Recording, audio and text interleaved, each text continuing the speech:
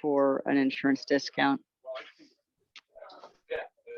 Great. And then the other thing that may help us will be obviously training, the hanger or cover when we're traveling. And then those of you who were on previous Comanche Zooms may have heard that several underwriters will give you a 10% discount for an IFR approved GPS and a moving map and a 2-axis autopilot that includes altitude hold. 2-axis or better. So there are some behaviors that they're rewarding, and this is new technology that just came over to certificated 6 months ago. So definitely planning to pursue this with the insurance companies. And if anybody's got an in with an underwriter, please let us know. Does anybody have any idea how difficult it's going to be to run the wire from whatever panel that you've got the thing on off on a wing somewhere into the inside of the aircraft? Is it easy to run wires to those wings? I've found it's hardest to find a path from the wing route into the cabin. The few that I was really wishing this thing had its own power supply. Of course, I don't know how you do that without batteries, and it was Wi-Fi. But we got to get a wire to it somehow. I think that's a great question because they really don't address it in any of their advertising material.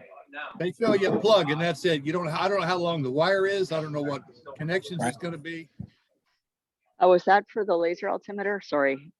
Yeah. I had somebody turn. Yep. So it's a single shielded wire connected to the high, not the low. And let me text Jeff Gaskell and see if he can come back in and talk about his installation. And there's another Comanche pilot that's also installed it, who I'm forgetting right now. They say you can connect it to any of the unused audio inputs in your audio panel. Like if you had an old ADF button or a DME button or a NAV3. Yep. You can put exactly it right. Most people tie into the ADF. Yep. Chaps, about with your like landing gear, you have the obviously gear warner.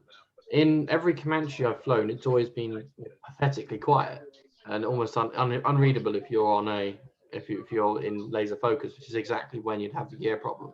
Does anyone have their gear warner actually come through their headsets? Mine's a light on the dashboard. It may have a buzzer. I don't remember, but it does have a light right there in the dashboard. Yeah, because the buzzer in everything I've been flying, it's always been really quiet. I wonder if there's a market there to have the gear warn actually go gear through your actual headset, which will actually snap you out of whatever lazy you're in trying to land. When Hank Spellman comes in, he can comment on. Oh, sorry.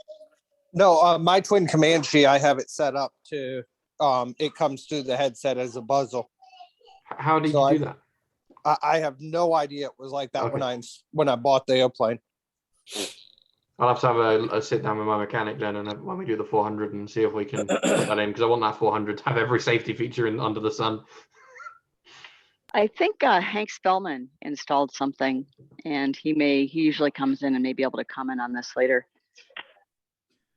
This is Robert. It might be interesting to do a comparison of the electric wiring diagrams. I've got a 180, and with headsets on and my co-pilot and I talking back, that gear warning horn is plenty loud enough to hear, even though we're talking and the headsets are on.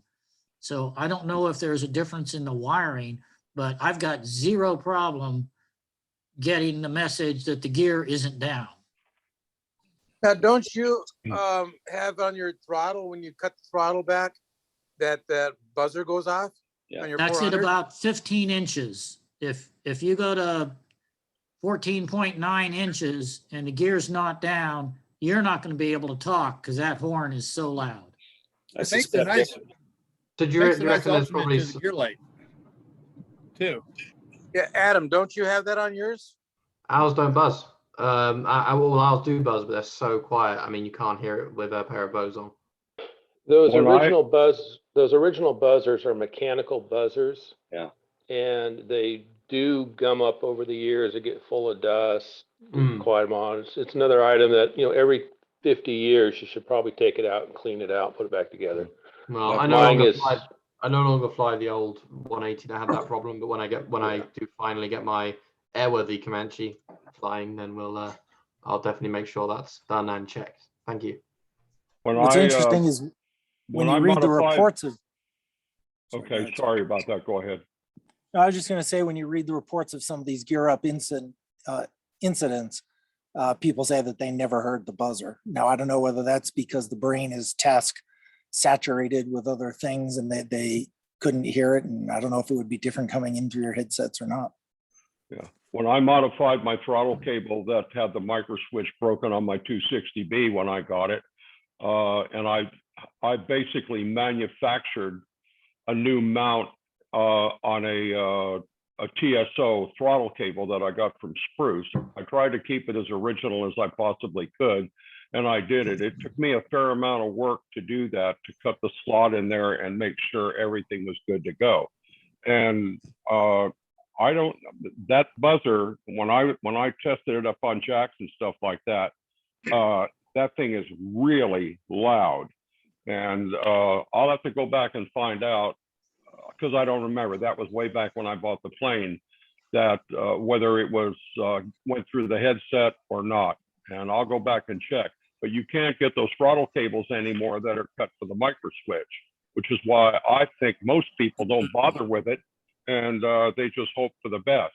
I've talked to several AIs about it, and they basically gave me that exact shoulder shrug, and because you just can't get them, and you have to do that. You have to modify it or have somebody do it, and most people won't do that because it was an original part, and you've got to make another one work and have the micro switch fit. I've never had any problems with mine, and when I was doing stall practice and stuff like that, and then pulling throttles back when I was getting certified on the airplane, as I recall, it worked. So, and that was in the air. So there you go. I'll go dig out my notes in the logs sometime this week, maybe, if the temperature drops low enough in Southern California to where I can get into the hangar without gasping for air. I do have a hangar, but it sure isn't insulated. But anyway, I'll double check that and see what it is. But that, and I don't remember whether I took pictures of that or not when I did the mod. I'll check that out too. I'm getting older, and it was a long time ago. Richard is quite correct. It is not a manifold pressure driven warning device. It is driven by the position of the throttle cable.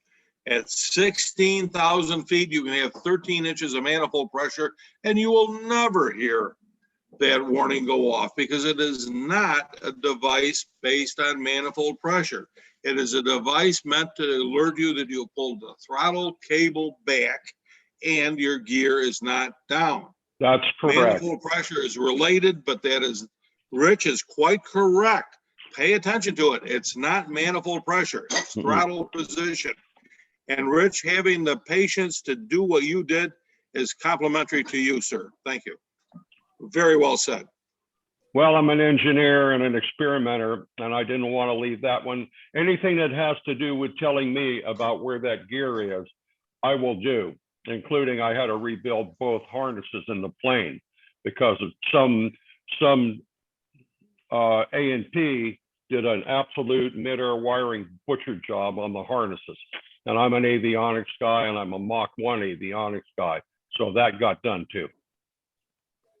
Good for you, Rich. Good job. Well explained. Well, we've got a I don't recall the name of the piece of equipment that's in our Comanche, and it goes along with the lights and the horn, and this, we call her Sarah. And when you bring her back, if you get your airspeed down to 80 knots or less, this thing will come out and say, gear, gear, gear. Or if you're out there practicing stalls and heavy turns and you lose your speed, you bring her down low, she'll come on and tell you, gear, gear, gear. And I got it for my son, and I forget the doggone name of it, but boy, it lets you know when you're slowing down or getting ready for a landing, that baby comes on and it tells us, and it's right on the headset and it's tied into the radio system. You know, I'm trying to think of any device out there that isn't based on either throttle cable position. I mean, I'm thinking of this radar altimeter thing with some software and some updates where something actually can see that you're 50 feet above the ground and give you and know that your gear's not down and give you a warning. Is there something that somebody knows that does that? There sure is. It's called the checklist. Well, yeah, there's that, but people are people, you know, and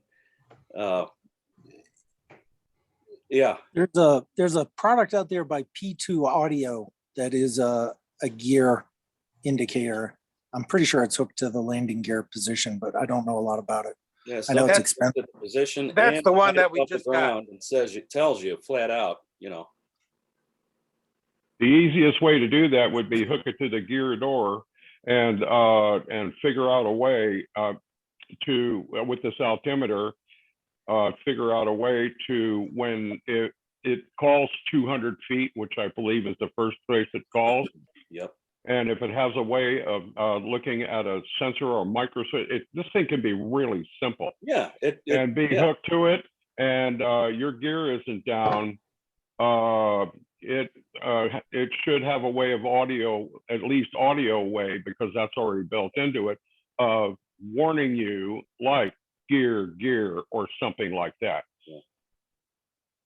That's what. I just want to do excuse a me. shout out to the Comanche training that the Australians pioneered. And they, remember talking to Nigel Wettenhall, and a lot of the program that Zach Grant developed, and to some extent the other one, the new one, drew from the Australian Triple P. And Nigel said that after they started doing that training program, they did not have a single gear up landing where it was a pilot failure. So the comment about the checklist probably is, really is worth considering, because the Australians, Jim, do you have what, 150 Comanches there? And I think something like 80 went through training, and none of the ones that went through training left their gear up. I think that's true. I just to digress a little bit, there was a device that was attached to your flaps, so that when the flaps were down, it checked whether the gear. It gave you a warning if your gear wasn't up. There was a simple device attached to the flaps. I think that's. I think that was from the US. It was several years ago. I've ordered my altimeter and paid for it. So I'm buying it because it gives you the gear warning, and because it'll probably improve the landings a little bit, because when the nose is up, you don't really know.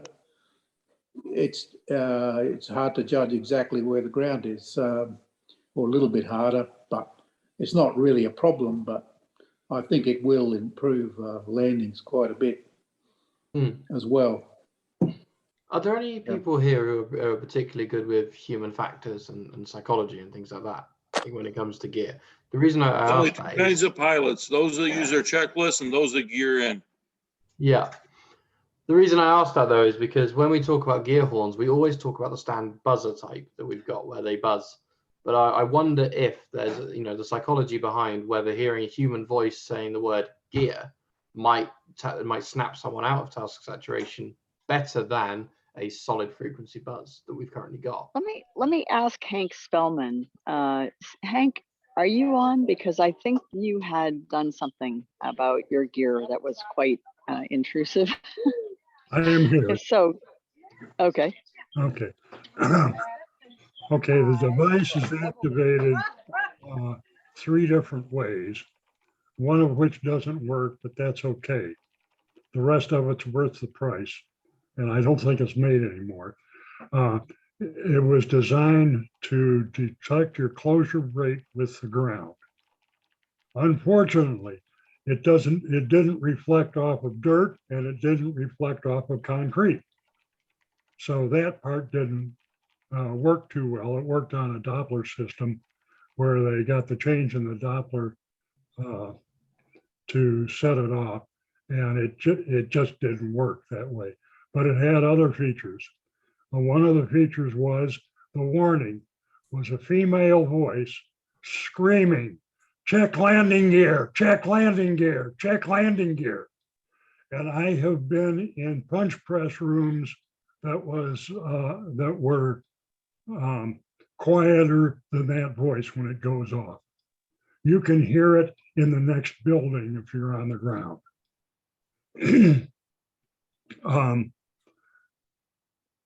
It bothers my flight instructor no end, and he keeps wanting to turn it off. And I said, over my dead body.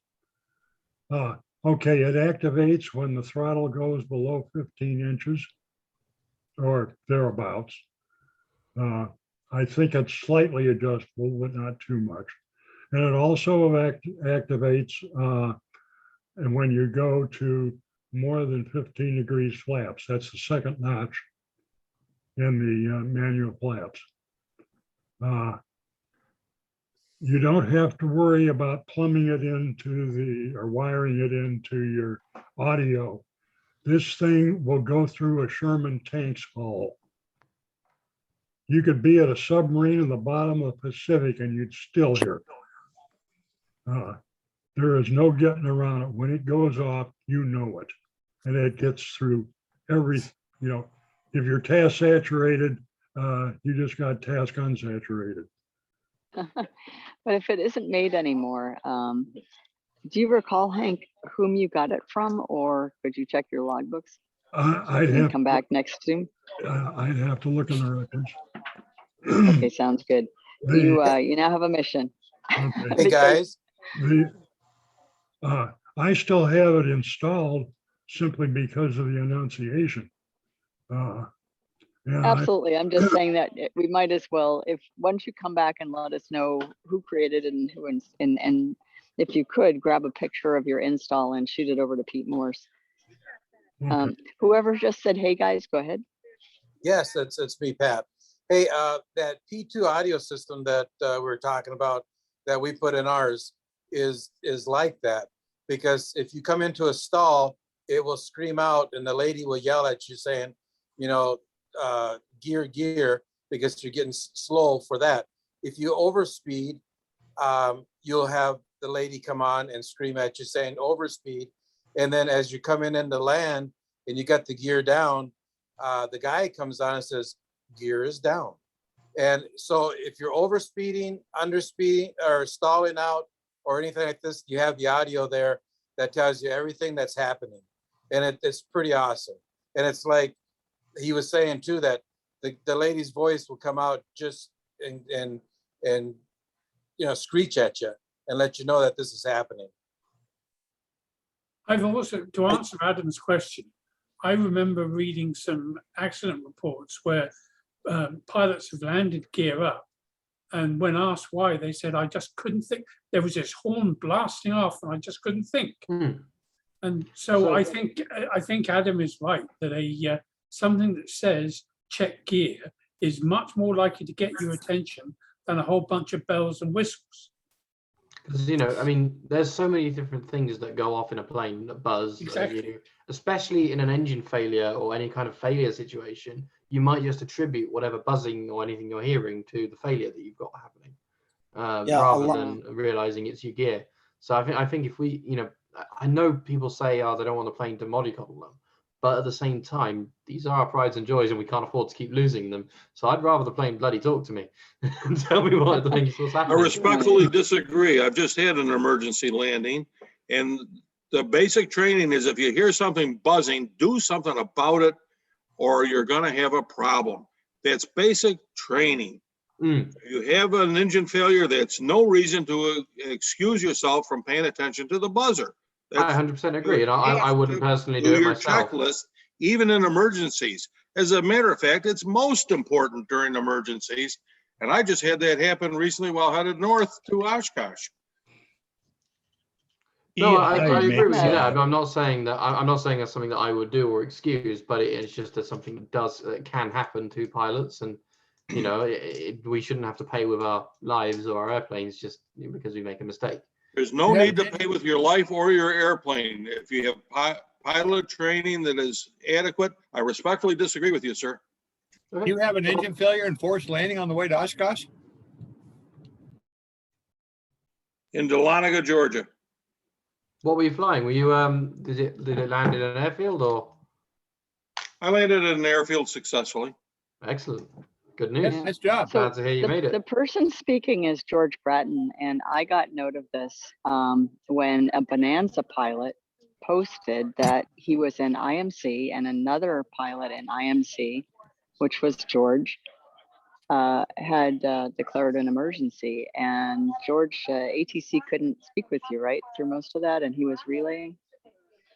I could hear them. They could not hear me because it is mountainous terrain and the mountains block our transmissions.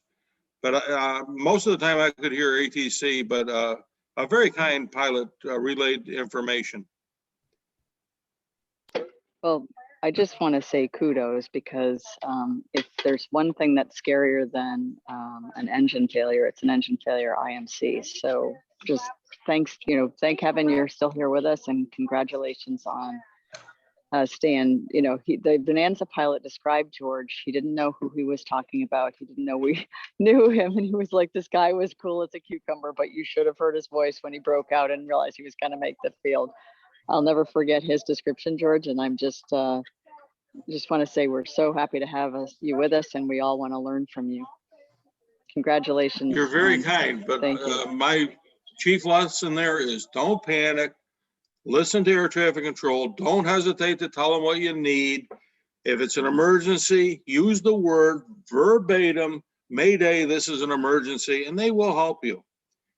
The air traffic controller, Rick Petrucci from Atlanta Air Traffic Control, was given an hour to decompress and debrief as to what went on. My impression is that you're not up there alone. These guys are a huge help. Fly the airplane, listen to what they say. It'll come out just fine. Just don't try to do silly things. When he asks for the nearest airport, take it. Don't try to stretch it to the next one, et cetera, et cetera. Is this a total complete dead prop failure? Dead engine. Wow. Number 2 cylinder swallowed a valve. The valve broke. It went across and killed number 1 cylinder.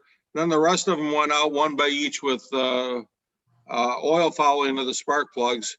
And a pilot at the airport that watched me come in said he thought he was watching the smoke on air show, because it looked like an air show as I circled over the field and then landed. But the landing was uneventful. I just landed and that was it. So you broke out and you had enough altitude left where now you can circle the land. We were in the clouds at 8,000. We broke out at 3,500. Hey. Wow. I've had 5 engine failures in a little 2-cycle experimental, and it's exciting. That's day VFR. This is kudos. Thank you. Just do what you're trained to do. You train like you fight, and you fight like you train. That's an old saying in the boxing community. It fits pilot training as well.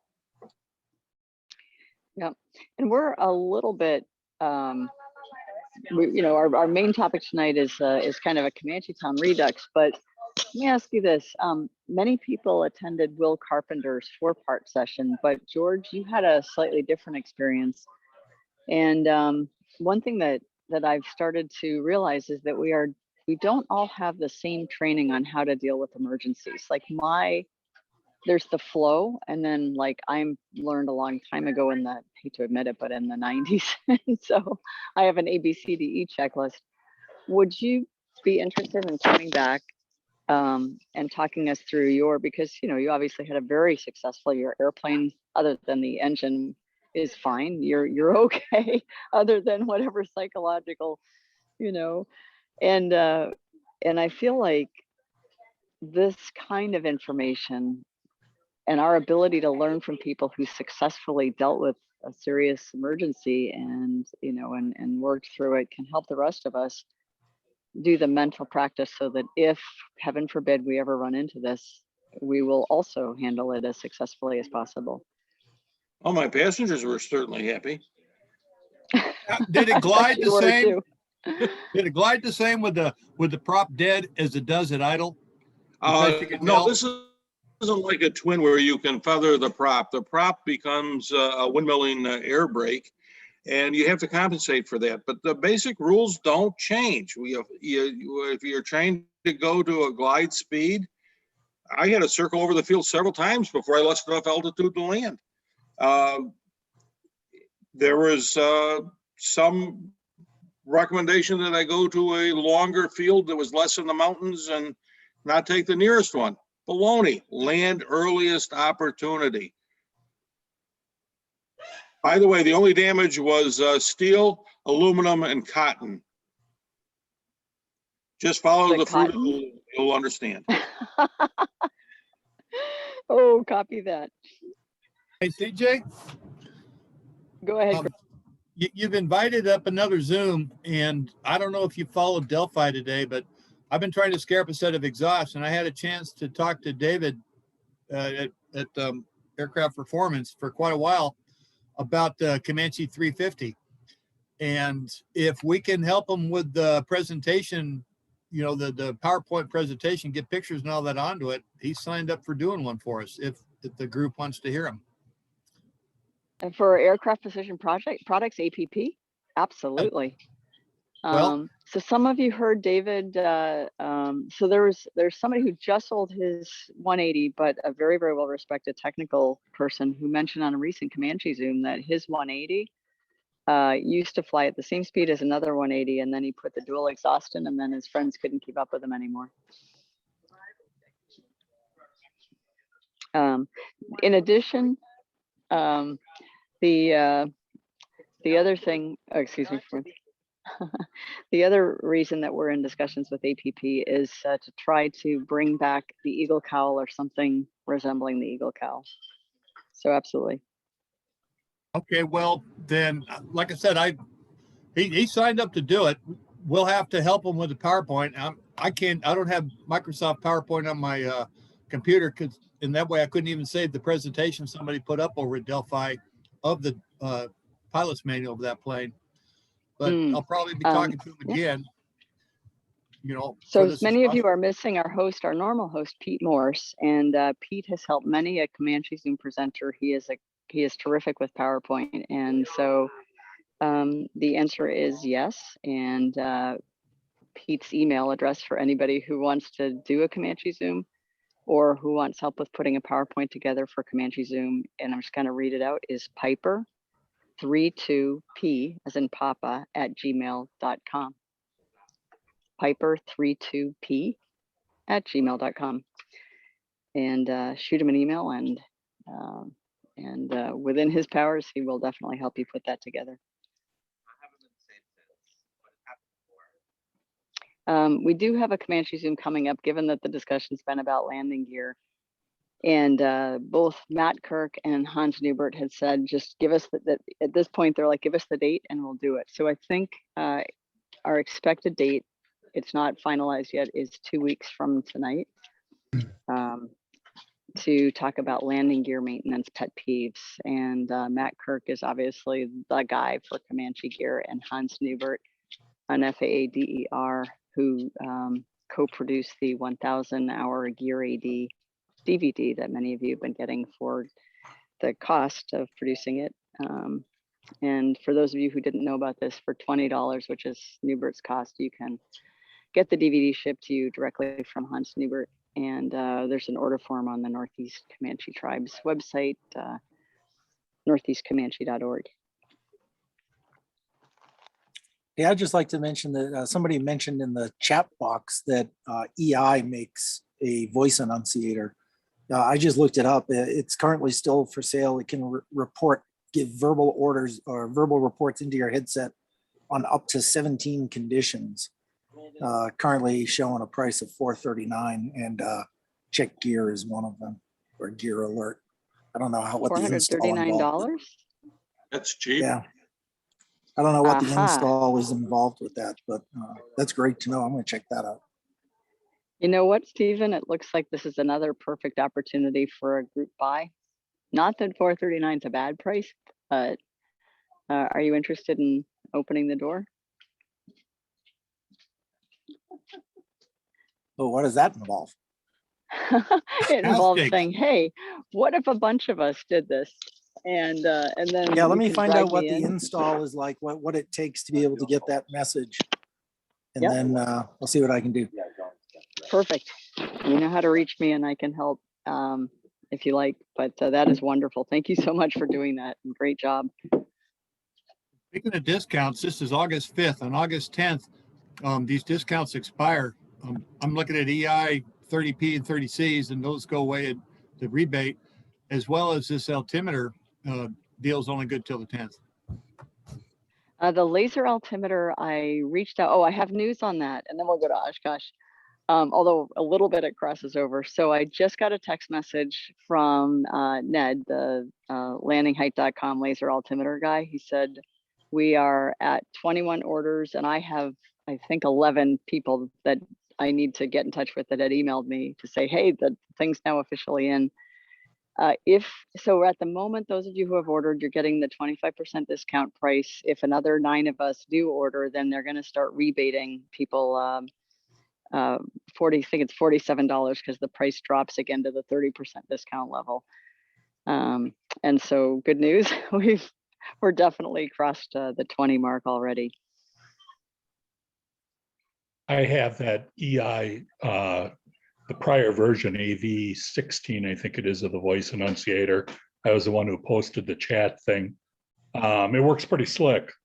And I actually met the lady whose voice is on there at Oshkosh in their booth one year.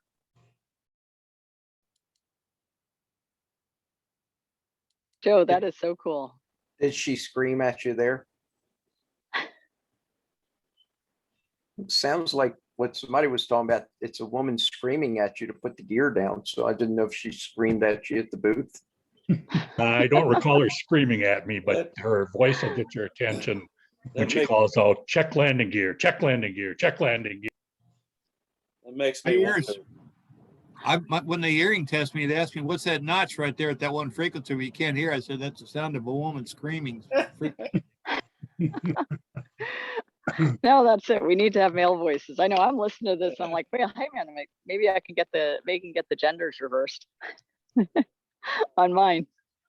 So, so cool. So the other piece of information is, it was our fault that so what happened is that when we negotiated the group buy discount, we were just going into ComancheTown and things got really busy and we were delayed getting it posted. So I contacted Nidal and I was like, this is totally our fault. It's actually my fault, Nidal. It's CJ's fault. So is there any chance we could extend the period, because we don't want to push people into making a decision. We want them to have a chance to figure out if it makes sense for them. And he said, all right, we'll extend it until the 20th. So, and there are people that aren't on Facebook every day or don't check their email. And so this should be enough time for the word to get out to people who might see it as valuable.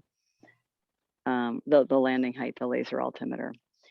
And Jeff Gaskell said that the other time that it works is if he flies low over something, if he happens to get within 200 feet of something, even if he's not anywhere near a landing, it will also go off. So it's pretty sensitive. It's looking straight down. And if you get too close to anything, you don't know it's within 200 feet of you, it will tell you. Except water. It doesn't work on water? Okay. No, it'll see the bottom of the water, but it won't see the water. It'll see the bottom. If you're flying off the coast of Mexico so low that you got to climb to turn to keep your wingtip from hitting, it'll see the beach, the bottom. It won't see the water. I think I'm happy to hear that because I've been in some pretty thick clouds. Oh, it'll sense ice? Okay. Crystal and ice will be sensed, and if you're flying hard IMC and have ice crystals below you, you get an indication. Interesting. So you might want to turn it off then. Well, it lets you know you got icing. You might want to turn on your carb heater, make a 180. Or your pitot heat. Yeah. Yeah. Good point.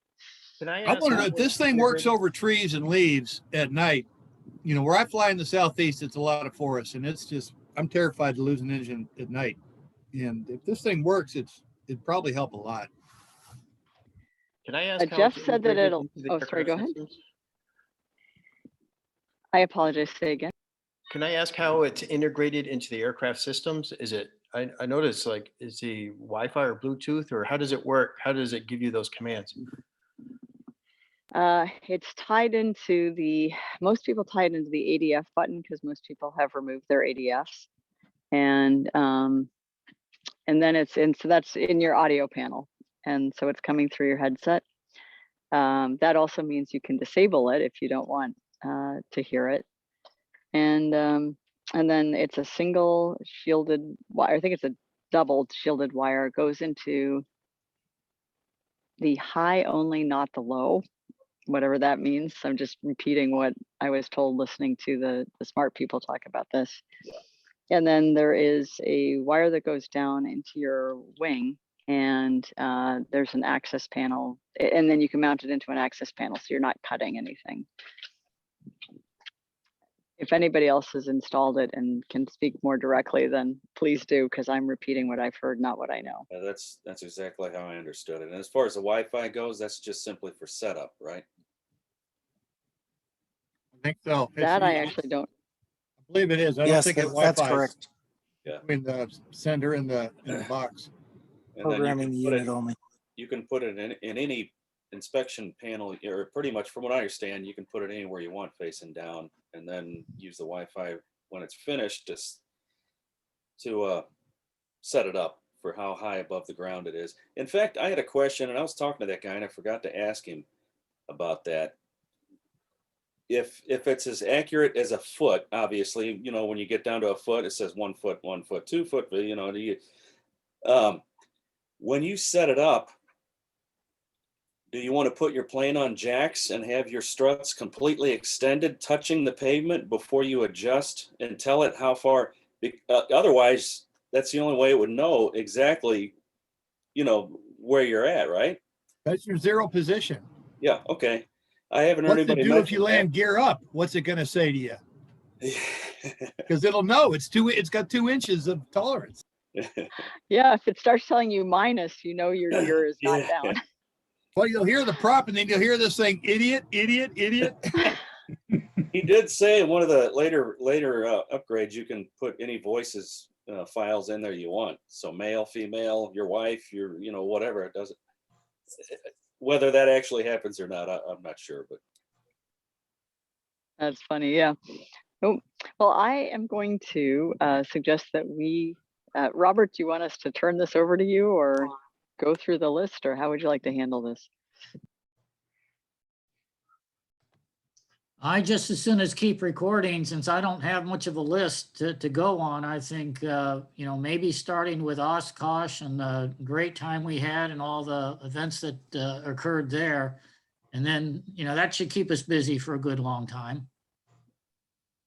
I did not think I was going to be able to be here tonight because where I am, the cell service has mostly been terrible. So I can talk a little bit to it. So there's a number of people here who made it into Oshkosh, and this year there was an altered. So Oshkosh this year was by far the largest that it has ever been. They had 2 years of demand because of COVID, and it was just absolutely massive.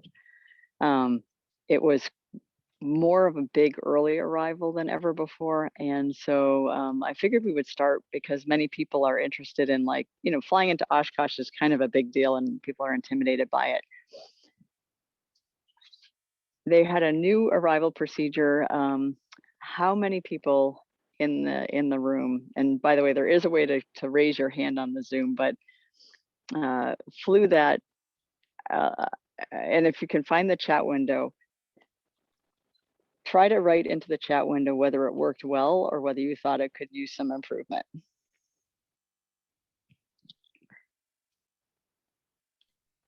I flew it twice.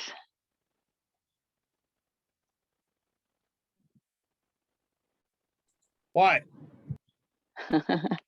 Well, so what happens is that Oshkosh during that week is the most busy airport in the world. And controllers at Oshkosh have told me they compete for the honor of the assignment to go and handle traffic coming into Oshkosh. Pat Elliott, you're yes, it was good. Yeah, it was fine. Yeah. I did 8 laps around Puckaway. And how was it? You came in busy enough that they had you go and do the hold around Puckaway. It was right when that steerman nosed over and the Bonanza mass formation arrival. And so there was probably 40 or 50 airplanes holding, waiting to get in, 15 around Puckaway. So, yeah. Yeah, but it worked well, pretty organized. Yeah, no problem. It's good. Yeah. So that's a worst case example. The reason I bring it up is that what happens if there is something that closes a runway unexpectedly is that airplanes that are coming in will be you'll enter the hold, and ATC will tell you they'll also change the ATIS if things get more or less busy to tell people to use one of the waypoints as the entry point for the arrival into Oshkosh. And so I kept listening to the ATIS because I was going in and out a couple of times, and I would hear them change it to, you can now do your entry point at Ripon, which is just 2 waypoints back from when you actually get directed to peel off to pick your runway. Let's see, everybody who has a hand up, let me just take a look, try to be organized with this. Well, go ahead if you've got your hand up and just unmute and talk.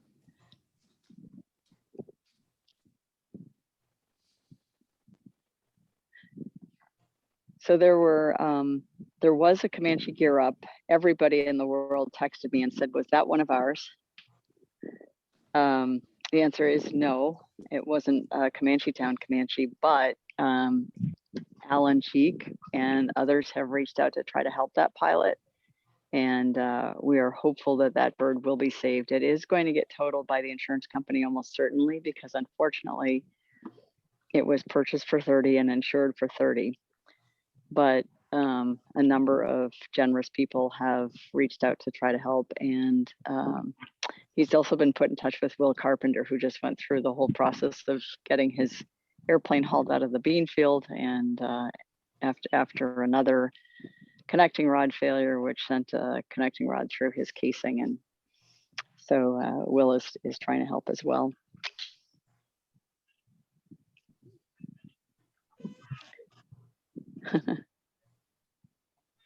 Hey, what do you mean another connecting? What do you mean another connecting rod failure? I looked that up as I'm about to overhaul my engine. I want to know about those. And it's too early to hear about his failure, but is this a thing with 540s? George, do you happen to know what happened to your engine? I lost 2 connecting rods on that event. It swallowed an intake valve, which is very different than swallowing an exhaust valve, by the way. The valve broke and the stem went through piston number 2 and somehow found its way into the bottom and through piston number 1 and took out both connecting rods, but both rods stayed attached to the crankshaft, and I had oil pressure all the way down. The rods are trash, they're not airworthy, but they held together. Sometimes I think that's what happened to the gentleman that crashed in the bean field. Your engine's still turning. When that rod breaks in half, it's like a bush hog, and it's just going to cut whatever it can hit as it's slinging outward. But exactly correct. Exactly correct. So I'm just wondering, what do you mean? I can see bolts failing, but rods fail. Okay, and if the piston's coming down and something's between it and the case, and now that rod's also got tension, it'll break. And I've destroyed an engine that way, little Rotex. But are rods breaking in 540s historically? No. You have to differentiate the effect from the cause. No, rods are not breaking, and it's the same rod in a 540 or a 360. Well, Lycon's doing my motor. I'll talk to him about it. Maybe they X-ray him. Maybe they X-ray him, and that'd be a way to. They do Magnaflux, and what usually fails them is you've got pitting around the wrist pin. My rods were 8,000 hours old and they held together. Yeah, usually what fails them during an overhaul is you've got pitting around the wrist pin end where it's up underneath the piston. That's where it's the hottest and gets the less oil on top of them. But they're not known for breaking even at higher speeds than we run them at. All right, thanks. Hey, Chris. Is your engine at Lycon right now, you said? No, it's still on the plane in Tennessee. Oh, okay. But the plan is I'm going to fly it somewhere to a shop and I'm going to have to leave it there for 5 or 6 months. The engine's going to Lycon. And instead of me getting all the pieces put together myself, I'm going to let them put it together and test run it, and it'll get shipped back to whatever shop's at. Okay. I'm really looking forward to getting it back. I think it's going to make me feel a lot better flying over all these trees in the Tennessee hills. I just sent mine to them. They got it about 10 days ago, and I hate calling them to bug them, but I was wondering what their latest time frame was between getting an engine and starting on it. All right, so back to the Oshkosh arrivals. Right. So I just want to sorry say for John jacking this Gritschke. Yeah. John Gritschke and then Fred Lawley and then Rodney Kubik. I So just John, wanted to go say, ahead. I flew it 3 times. I flew it once that Friday morning with the group. That was actually the worst time, and nothing was wrong with the arrival. It was the final controller, the final tower guy that got me screwed up and sent way out over Lake Winnebago. But other than that, the arrival itself was fine that morning. I think it was a good choice where we were coming from to just fly it all the way in from Endeavor. The second time I flew up, I think that might have been the day of the Comanche when they went into holding patterns in 3 places, and they actually ended up beyond Endeavor and down to Portage, Wisconsin, which is about 12 miles south of Endeavor. And I saw that happening, so I stayed on the ground where I was. I had the luxury of only being 35 minutes away from Endeavor. So as soon as I saw them clearing airplanes in again, I took off, and I actually ended up starting at Puckaway. So, and then the third time I came in, I think I headed for Puckaway, and then they changed midway to Green Lake. So, but other than that, no problems. I flew all 3 times at the high line, 135 knots, and didn't have any issues there.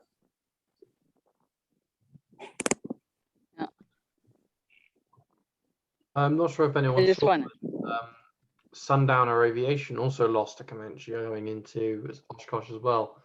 Reportedly from the owner, from the plane, it was a fuel management issue, which seems to be yet another issue. They had a full hour of fuel in the other tank. Which is, just goes to show we really need to do something about this fuel management and making sure people know how to use it. Yeah, I'm going to come back to that, Adam. Fuel Okay, management, sorry. also engines. That's okay. Fred Lawley, you had yours up next. Yes, I had a good experience coming in from Mauston, New Lisbon, Thursday morning the 29th. Flew in at 2300 Wagyu Wings at Fisk, and they did surprise me with changing. Most people were going into 3.6 left, but they changed me to 2.7. That was a surprise, but I landed right on the. They have a light sport coming in. They were going to put me behind them, and then they asked me to turn in tighter, land on the green dot. All was well. Just set it down, and it worked great for me. Perfect. And Rodney Kubik? Well, I'm putting those shoulder harnesses in my Luscombe or my Comanche, and I flew my Luscombe up there. I came in on Green Lake and had a runner wide open for 105. And as I got in over the, they closed 3.6 and 2.7 was the only thing that was open. And as I came over the mine there was 2 twins that went over top of me. And then I looked down to my right and they brought in 2 V-tails underneath me. And he told me green dot, and then beyond the green dot, hold her off. And I was looking at the other end of that runway and got her down, because we had a 9-knot quartering tailwind, and that would gust to 15 there. So it was a good time for me with the tail dragger. Oh my gosh, a quartering tailwind and a tail dragger. Good on you. On pavement, on pavement, no less. Yeah, somebody knows how to use their feet. Rodney, kudos to you. That's tricky. Yeah, I had a good time. I'd have laughed and land on the ultralight strip. Wow. Well, just a quick reminder for all of us Comanche drivers, because we tend to forget that we have feet, and we also tend to forget that we have ailerons to, I was talking to a designated pilot examiner about, and he's planning to do a Comanche Zoom as soon as the FAA stops looking hard over the shoulders of all the DERs. And he said, well, I really want to do one on why pilots fail check rides. And I was like, everybody is going to come to that. And I said, so what are some examples? He said, well, when are you supposed to use your ailerons and stabilator on the ground?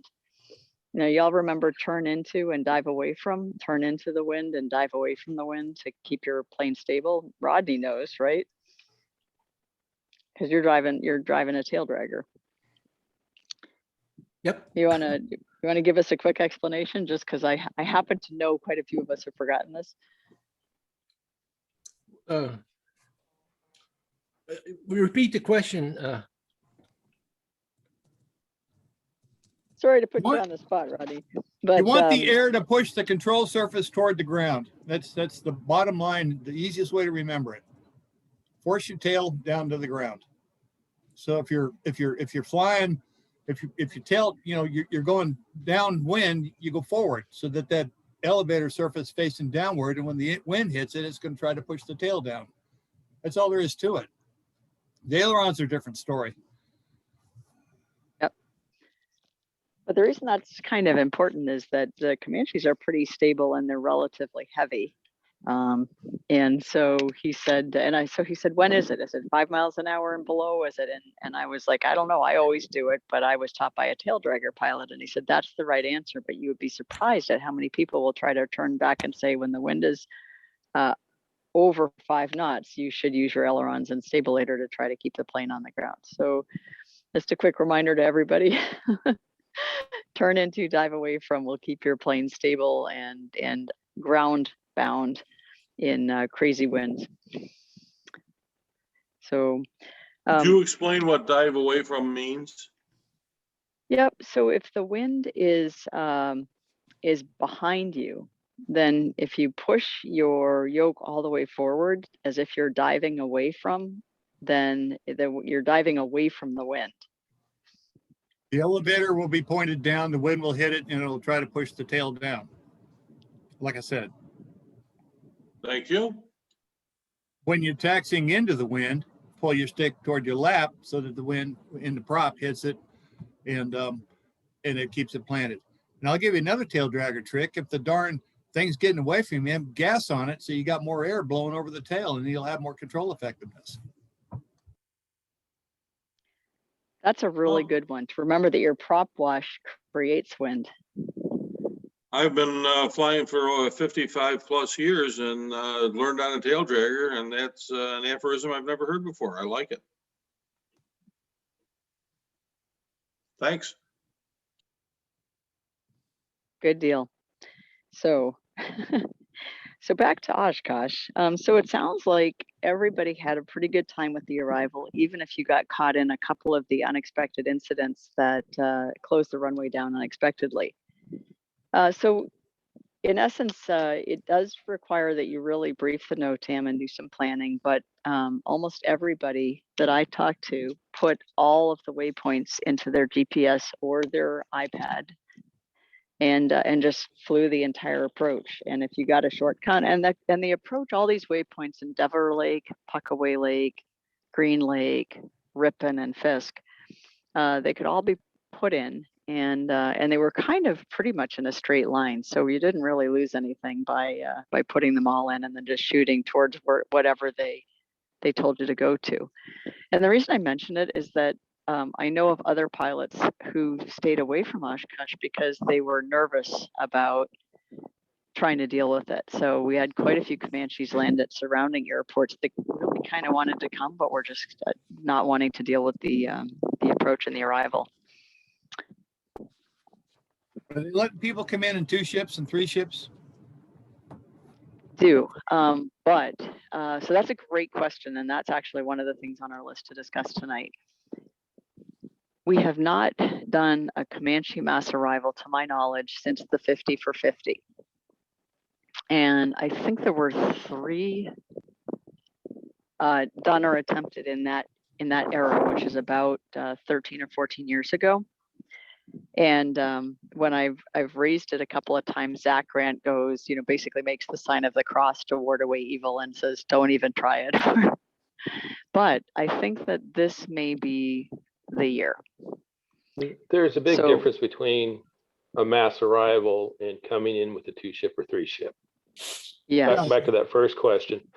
Yeah, even when I was in Hull, there was 2 or 3 ship formations of RVs. 2 170s were also, flying formation. So in the normal arrival procedure, if you're comfortable and happy with it, yeah, they were letting 2 ships and 3 ships in, come over Fisk and send them to the separate runways. Would they just go into trail at that point, or would they lie on left side, right side of the runway with a little bit of separation? How were they splitting up when it came to put the land?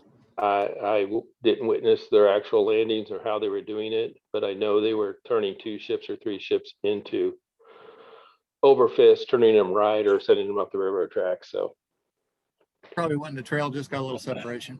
yeah. Yep. I think actually, so one way to look at this. So first of all, for Comanches, we've contacted a couple of people that seem interested in putting, have been interested in putting an actual formation together and said, we will support, if you want to try to do this, please just pick a very small maximum number. And then those who really want to do this can, can up to that number can actually really practice, because we went and reviewed Cherokees to Osh, Cessnas to Osh, Bonanzas to Osh, and of course the Mooney Caravan. And then we spend, believe it or not, we have a Comanche Zoom that's going to come up from an EAA AirVenture director who did a lot of formation flying to talk to us about this. So what I think is most likely to happen is that we do much like what we did out of Baraboo, Wisconsin, where we created a small assembly. By the way, Baraboo was going to be a much larger assembly until we started getting word from AirVenture that the rush came in much earlier than anybody expected. And those of you who listened to Randy Heitree the week before, 2 weeks before Oshkosh, where he thought, Saturday by 10 a.m. we might have, south meeting north.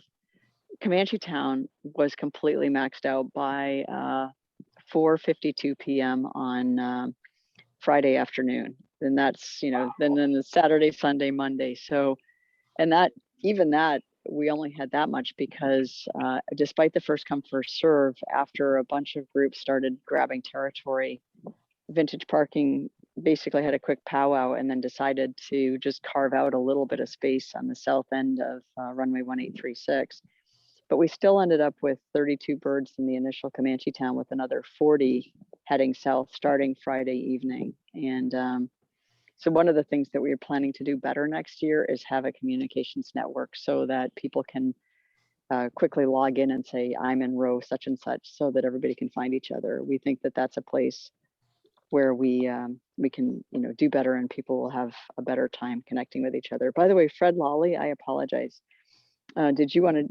I had said you next, and then we jumped in. Do you want to go ahead and jump in? Oh, you did the me next, so you're good there. No worries. I did have a comment.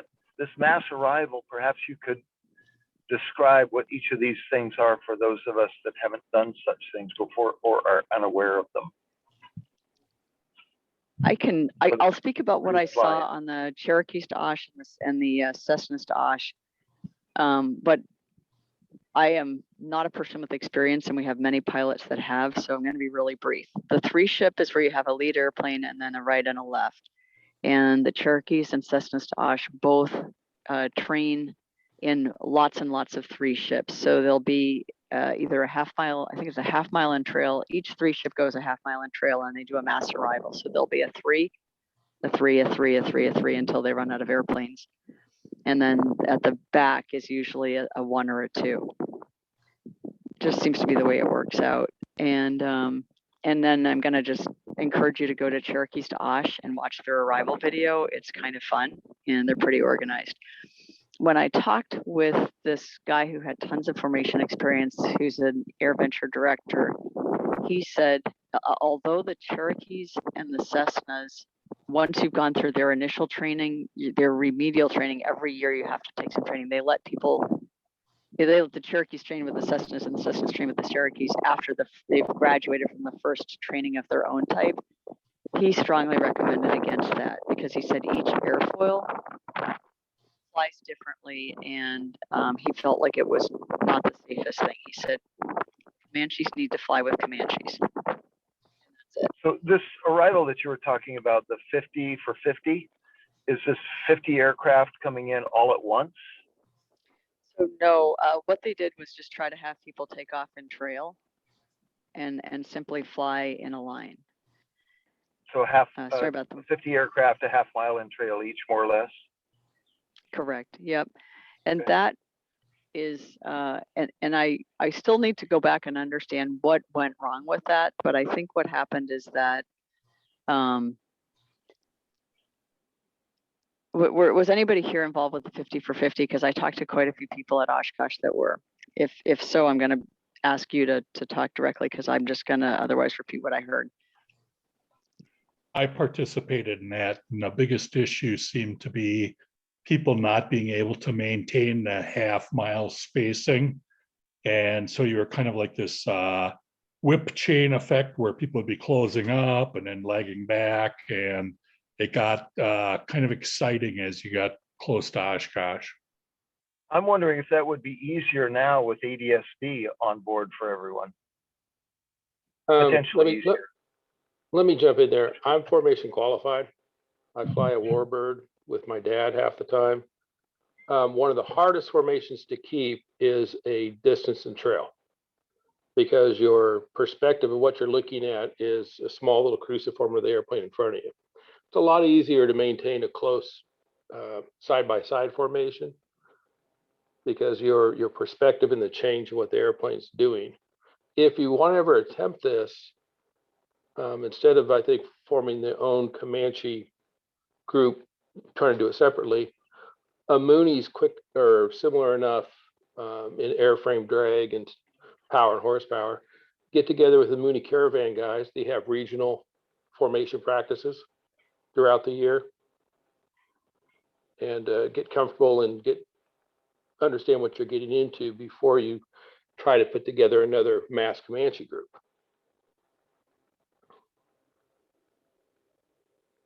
Todd, thanks for jumping in. And the caravan drivers said they've invited us to fly with them. How do they do it? It's a half-mile trail the same way, or have they got a different way they're coming in? I haven't actually witnessed them landing, but I've seen some of their videos and some of their training programs, and actually ran across them down in Deer Valley Springs in the Phoenix area. And they come in 2 and 3 ships, usually in an echelon. And then their turns to final, they space it out a little bit. I mean, I'll concur. That half-mile trail is very hard to fly.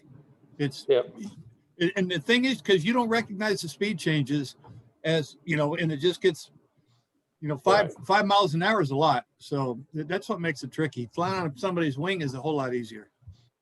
Yeah. I will say one thing though, the Oshkosh arrival is dependent on people flying in half-mile trail. And the ADS-B did make it a lot easier. I flew my first Oshkosh arrival in the 90s with my father before ADS-B, and we just had our eyes on a swivel. We then moved, and these last couple of years when I've been coming into Oshkosh regularly, it's a little intimidating when you first look at your ADS-B readout because, you know, it's a little bit like flying in New York. There's planes everywhere. But once people fall in along the approach, and you're going from Endeavor Lake to Puckaway Lake to wherever, what you see is a stream of airplanes at 1,800 feet and a stream of airplanes at 2,300 feet. And I watched our ADSB readout and noticed that everybody, trying to fly right at 155 miles an hour, or at I'm trying to remember, what is it? Is it what is 90 knots? 110 approximately miles an hour. That you would see everybody just kind of get steadily along. And so the ADSB readout did help, because not everybody's airspeed readout is exactly correct, but you could see your spacing change, and it's not an official way to fly, but I think people adjusted based on what they were seeing, whether they were closing or not. Anybody else? In the past group arrivals, they did not have you fly the Oshkosh approach. They brought you straight into a runway, or brought you in on a base leg to a runway, and you didn't fly any of the Fisk approach stuff, which probably complicates it because you don't have the air traffic controller input to help with the spacing, etc. Joe, you know what? You're right on. Now that I think about it, they had 5 mass arrivals, and when they had a mass arrival, that runway would be dedicated to the mass arrival, and they would send everybody to the other runway. When we talked with the folks at AirVenture about ComancheTown, they said at this point we have 5 mass arrivals, and the FAA has said no more. So they said, if you take off together and you let us know, we will keep you together when you land. And it didn't matter whether we got a little bit separated or spread out or caught in the hold. If we told them we had X Comanches taking off together, they made a commitment to try to keep us together, and they were able to do that. So that may lead us to a small group doing an actual formation, even if it's a bunch of 3 ships, and then the rest of us just taking off together and following the procedure.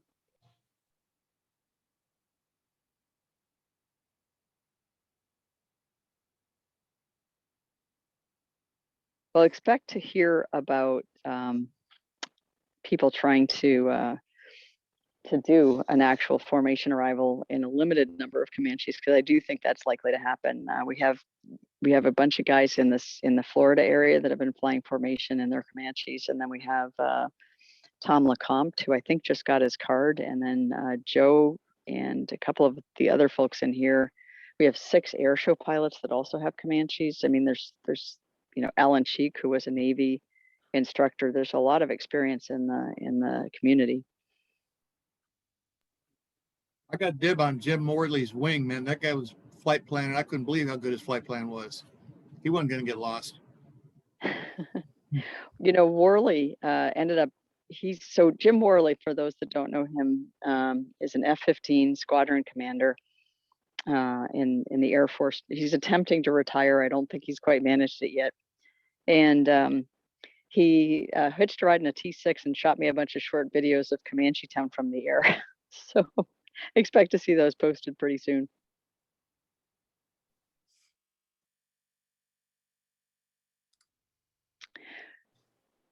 Well, so it looks like the arrival worked pretty well. And the big planning thing that we may need to do next year, just from talking with Vintage, is so a couple of pieces of news. For those of you who want to go to Oshkosh, Vintage, forgive me, it's starting to pour here, and if I go below decks, I'm going to lose this.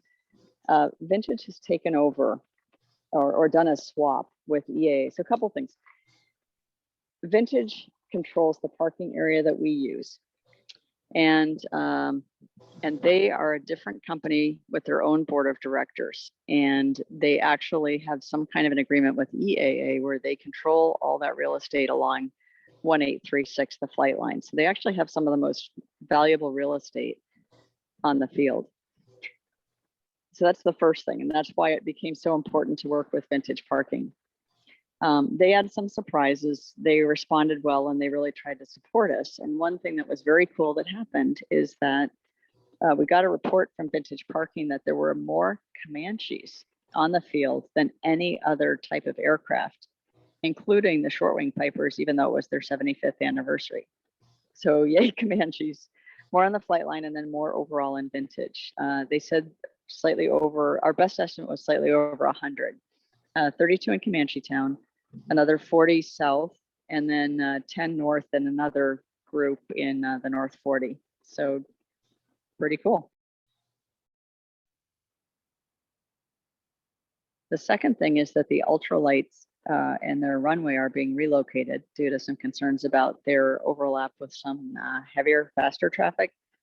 And Vintage is inheriting that area and giving up some of their area to the south of runway 1836. Kind of insider baseball, but interesting to those of you who like to go to Oshkosh and AirVenture to know that that parking is going to be available. The third thing is that Vintage has started to pay attention to the Comanches because it's becoming apparent that we are a pretty large group, that we're pretty organized, and that we are willing to make a plan and then fly that plan. And they've expressed appreciation for that. And I think that that relationship should continue to develop and be beneficial for our type. Any comments?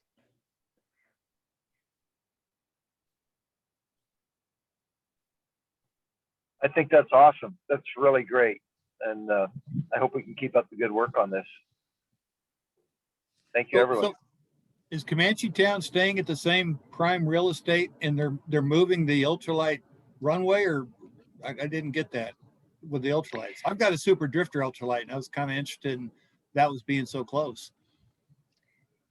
My understanding is that the that the ultralight runway will stay there and still be used by like the Carbon Cubs, et cetera, for the Stoll contest. But the ultralights themselves will be moving a little bit further south. Too bad. So what that area? So what the area just right there by the red barn where they all stack up and basically display? Is that where it's going to be opened up? My understanding is that that's correct, but don't quote me on this. I just know that they're going to be starting to use the ultralight area for more vintage parking, and ultralight, which is part of EAA but not part of EAA, will be moving further south into some of the area south of 1836 that Vintage used to control, and in exchange, Vintage will be starting to use that ultralight parking area for more vintage aircraft. Well, that wouldn't be a bad area to claim if we could somehow swing that. I don't know. It's about I the agree. same It's where a we're prime at now. location.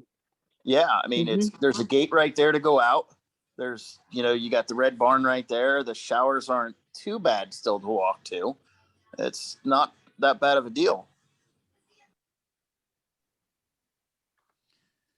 CJ, your idea of doing that coordination and making a plan and then all of us following it, I think that's just really critical. And the idea of having the pre-flights or the pre-briefs like at Baraboo, and if there's, another place, that'd be fine.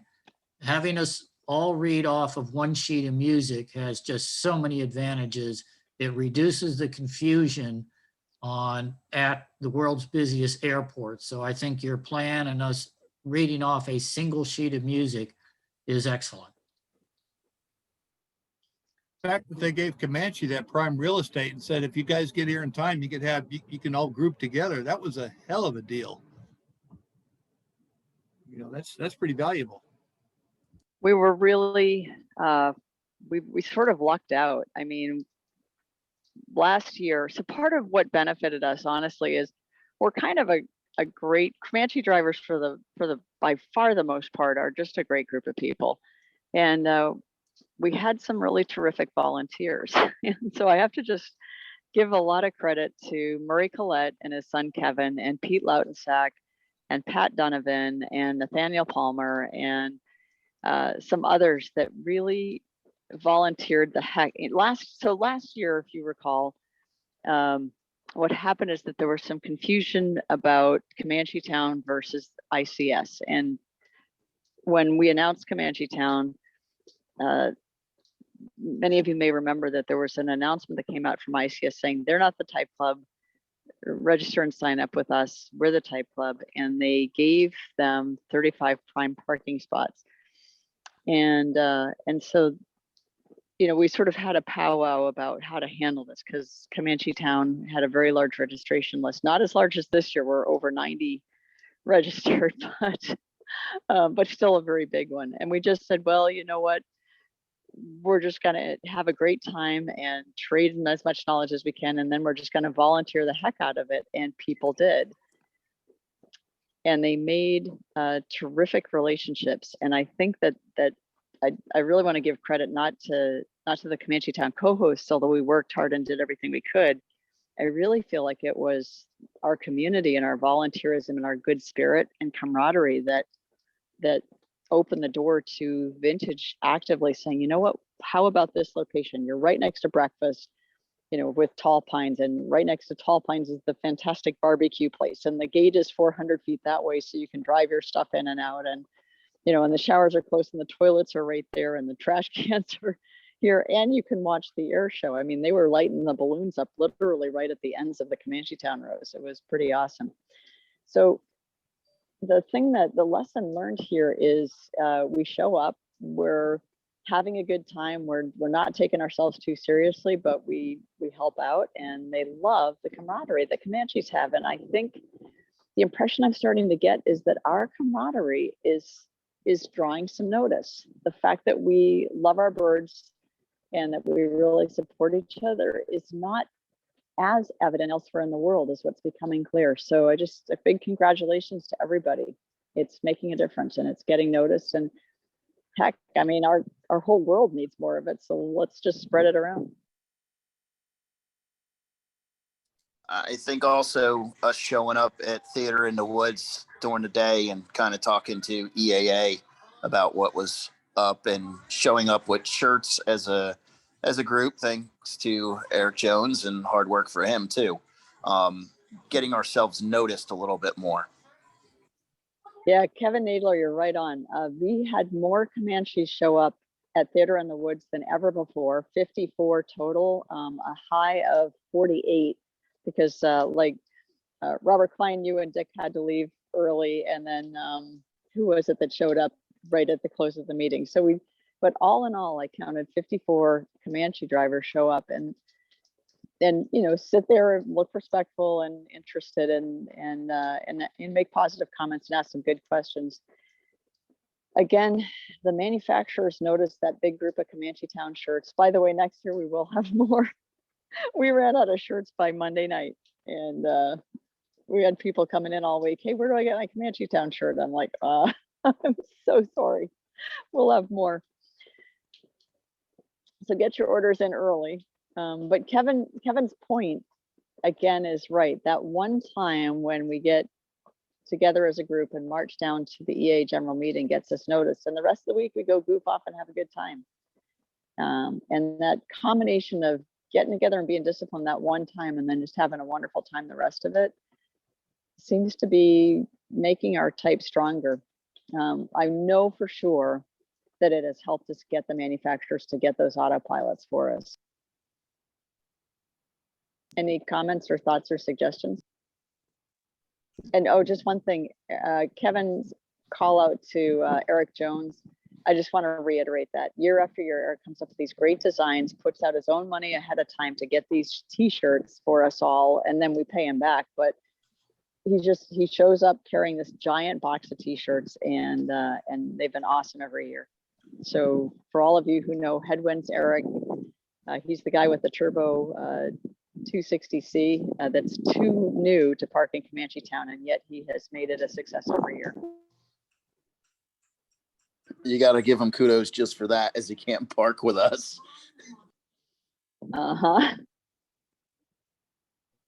Although the shirts did have a different delivery boy this year. That's true, John Gritschke. Eric couldn't make it, so I flew to Burlington and got the shirts from him. And the Red Rocket showed up. The Red Rocket behind John there with all these yellow t-shirts. It was awesome. Hey, CJ, just real quick, one thing back to the VFR arrival, the Fisk arrival. I forgot to mention one thing I thought that really was helpful just to me personally, and that was, and I showed you on my ForeFlight how I had chicken scratched out a bunch of stuff using the pencil feature, and having that on the screen while I was flying really helped me out a lot. And I'm going to use that on other flights. No reason not to. Absolutely, John. And for those of you who saw Jim Worley's Comanche Zoom, which was done the week before, it was a double feature. Part of it was the landingheight.com, the laser altimeter, and some of it was, oh, awesome. Is that showing up? Yep, looks great, John. So Jim Worley did something similar. He used the sketch feature to lay out the approach. And if you go back and you replay the recording of Jim Worley's the week before Oshkosh Comanche Zoom, he's doing something very much like what John has done here. John's zooming in on the hold. John, you go ahead and narrate. I'm going to shut up. Yeah, so I mean, I had the holds in there just in case, you know, they told me to enter the hold. I just had a rough sketch. Obviously, you follow who's ever in front of you, but just to give me a rough idea. And then, of course, we took off from Baraboo and wanted to listen to the ATIS right away. And I had the approach frequency up here in this area somewhere, but it seems to have gone away. I don't know what happened, but anyway, that was to where we flew from Endeavor and then Puckaway. And then I remembered they wanted you to follow the southern shore of Puckaway and not fly waypoint to waypoint. So I put my little extra waypoint in there. But just when it got to Fisk and knowing, okay, this is the approximate path that I'm going to go if they give me 2.7, or this is the approximate path that I'm going to go if they give me 3.6 or 1.8. And then the purple line is in case in the middle of all that, they made us go to Fond du Lac. So just so I wouldn't have to be fumbling around with a piece of paper because I was by myself every time. This just made it so much easier for me to be oriented. So that's all. That's the only point I wanted to make. That's the moving map that your airplane's going to show you flying over, and you just track your little airplane's progress across it? Yep. And that's ForeFlight? Yep. I got another gizmo, and I think I like that one better. Go ahead, Chris. Well, yeah, I mean, I would say whatever works for you. I just thought that the addition of having those notes on my moving map was a huge help to me. I don't think mine does that. Like I said, I think I like that one better. Oh, I see. Yeah. That's an iPad with ForeFlight then, right? Yep, that's correct. Yeah, I went and bought an iFly 740B, and it's just not making it for me. I don't think it's.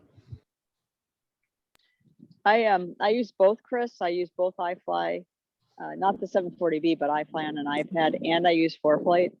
And I find that what I can do with iFly is I can very, very quickly, even faster than I can in ForeFlight, change my routing. So if I'm getting really busy, I'm faster to respond to an ATC giving me a totally different clearance. But ForeFlight has a more feature-rich set of capabilities and way better weather planning.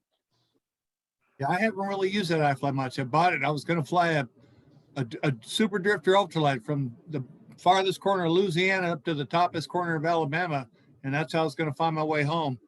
And you know, I'm still kind of learning it. I've never really flown with it much. If you go back, there's a Comanche Zoom from Adventure Pilot, the makers of iFly, on flight planning with iFly. And you go back on northeastcomanche.org, go to meetings.northeastcomanche.org and search for iFly's Comanche Zoom. It's pretty close to ForeFlight's Comanche Zoom. Yeah, like I said, I just like that. I like the way you guys are drawn on that iPad. It's pretty slick.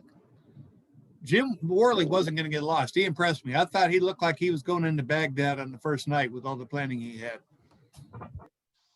All right, you saw his Comanche Zoom then, Chris?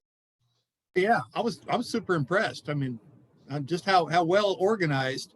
The guy wasn't going to get lost. It's like I said, I got dibs on his wing if I ever fly up there.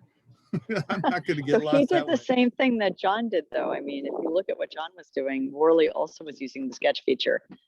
and doing something very similar to what John just showed. Yeah, I missed or forgot about John's presentation, but yeah, I'm impressed with those little iPad drawing things. That's my point. It's pretty. And what Where do you- John and Worley both saw was that you can zoom way in and do your sketching, like you saw where John wrote in the ATIS 125.9. Terry Lindsay, if you have a FlyQ guys, or you want to come and present FlyQ, I have heard such good praise for FlyQ, and I would love to have somebody come and do a Comanche Zoom on flight planning with FlyQ. So you're invited to shoot us a note and get on the schedule, either you or the FlyQ guys. But you back guys- to you, Chris. Where do you put them? Do you put them on your lap, or you put them on the yoke, or where are you putting these things? So I It can answer varies. that I mean, question. you can do My iPad is mounted, it's window mounted, and then I also have it on my iPhone, which is yoke mounted right in front of me. I have yoke mine mounted. on a yoke Greg, mount. okay. I have mine on a yoke mount, but I generally prefer it just sitting on one leg. On the yoke mount, I have had it, and even on my legs sometimes, I've had it go off due to heat at the most inopportune time. So if it's a little bit loose. As you fly along, all of a sudden the sun comes in the window and blanks the screen out on the iPad. You got to be able to move it. Another trick for that is don't buy one that's black. Buy a white faced one. It will save you on the heat.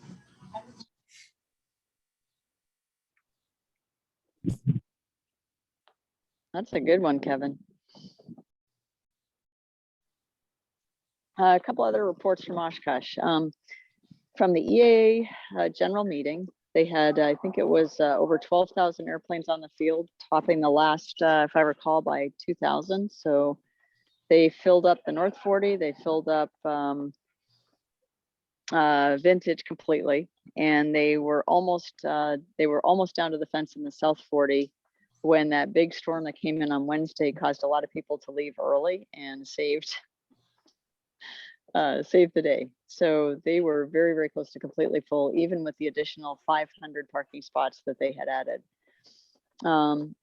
Vintage also reported that their previous high, I think, had been 1054. They had almost 1,400 airplanes in Vintage, and obviously they completely ran out of space and were full. The benefit that Vintage aircraft have is that they can park either in the North 40 or in the Vintage controlled areas. So there's a little bit more flexibility.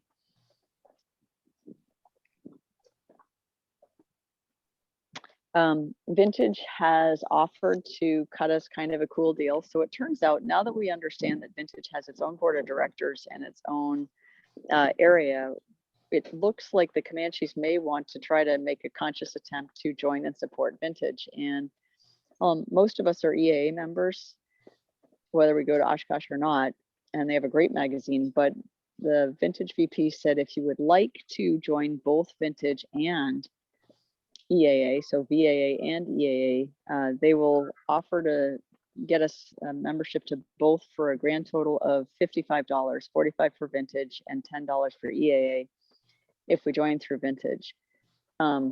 We'll be trying to create kind of a group buy with that, because we do need to go directly through Vintage to do that. The big thing to know is in that case, you would get only one magazine, the Vintage magazine.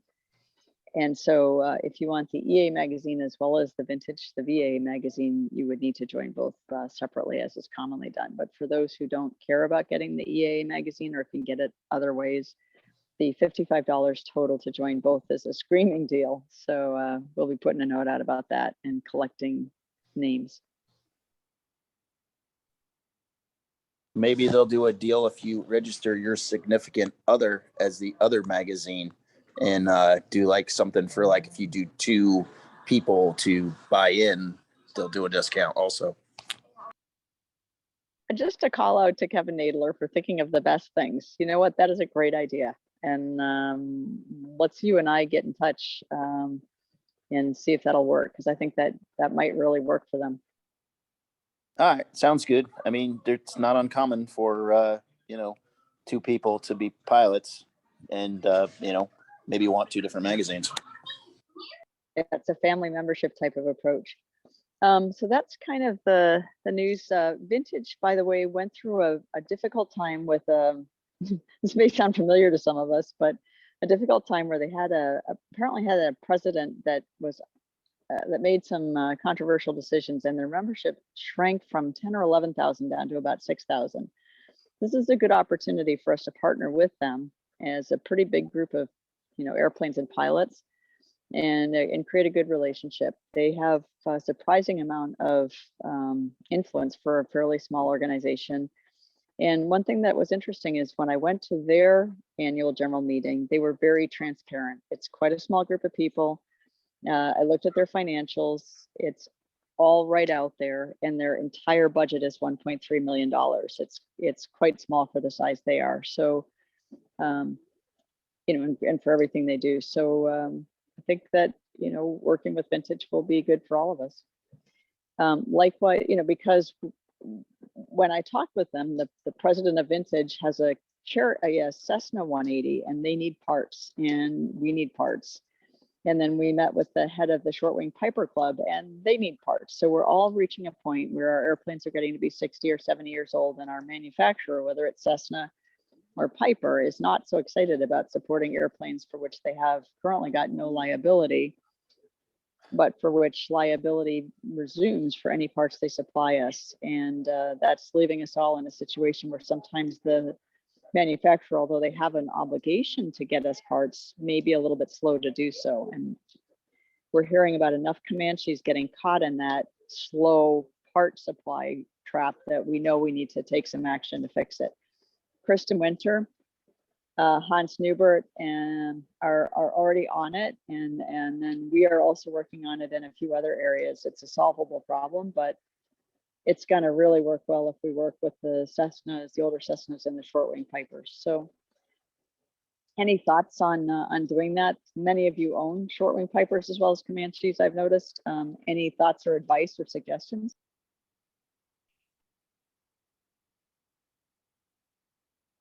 Worth looking at, if nothing else. I'm a Piper guy. Join the EAA Vintage, that's for sure.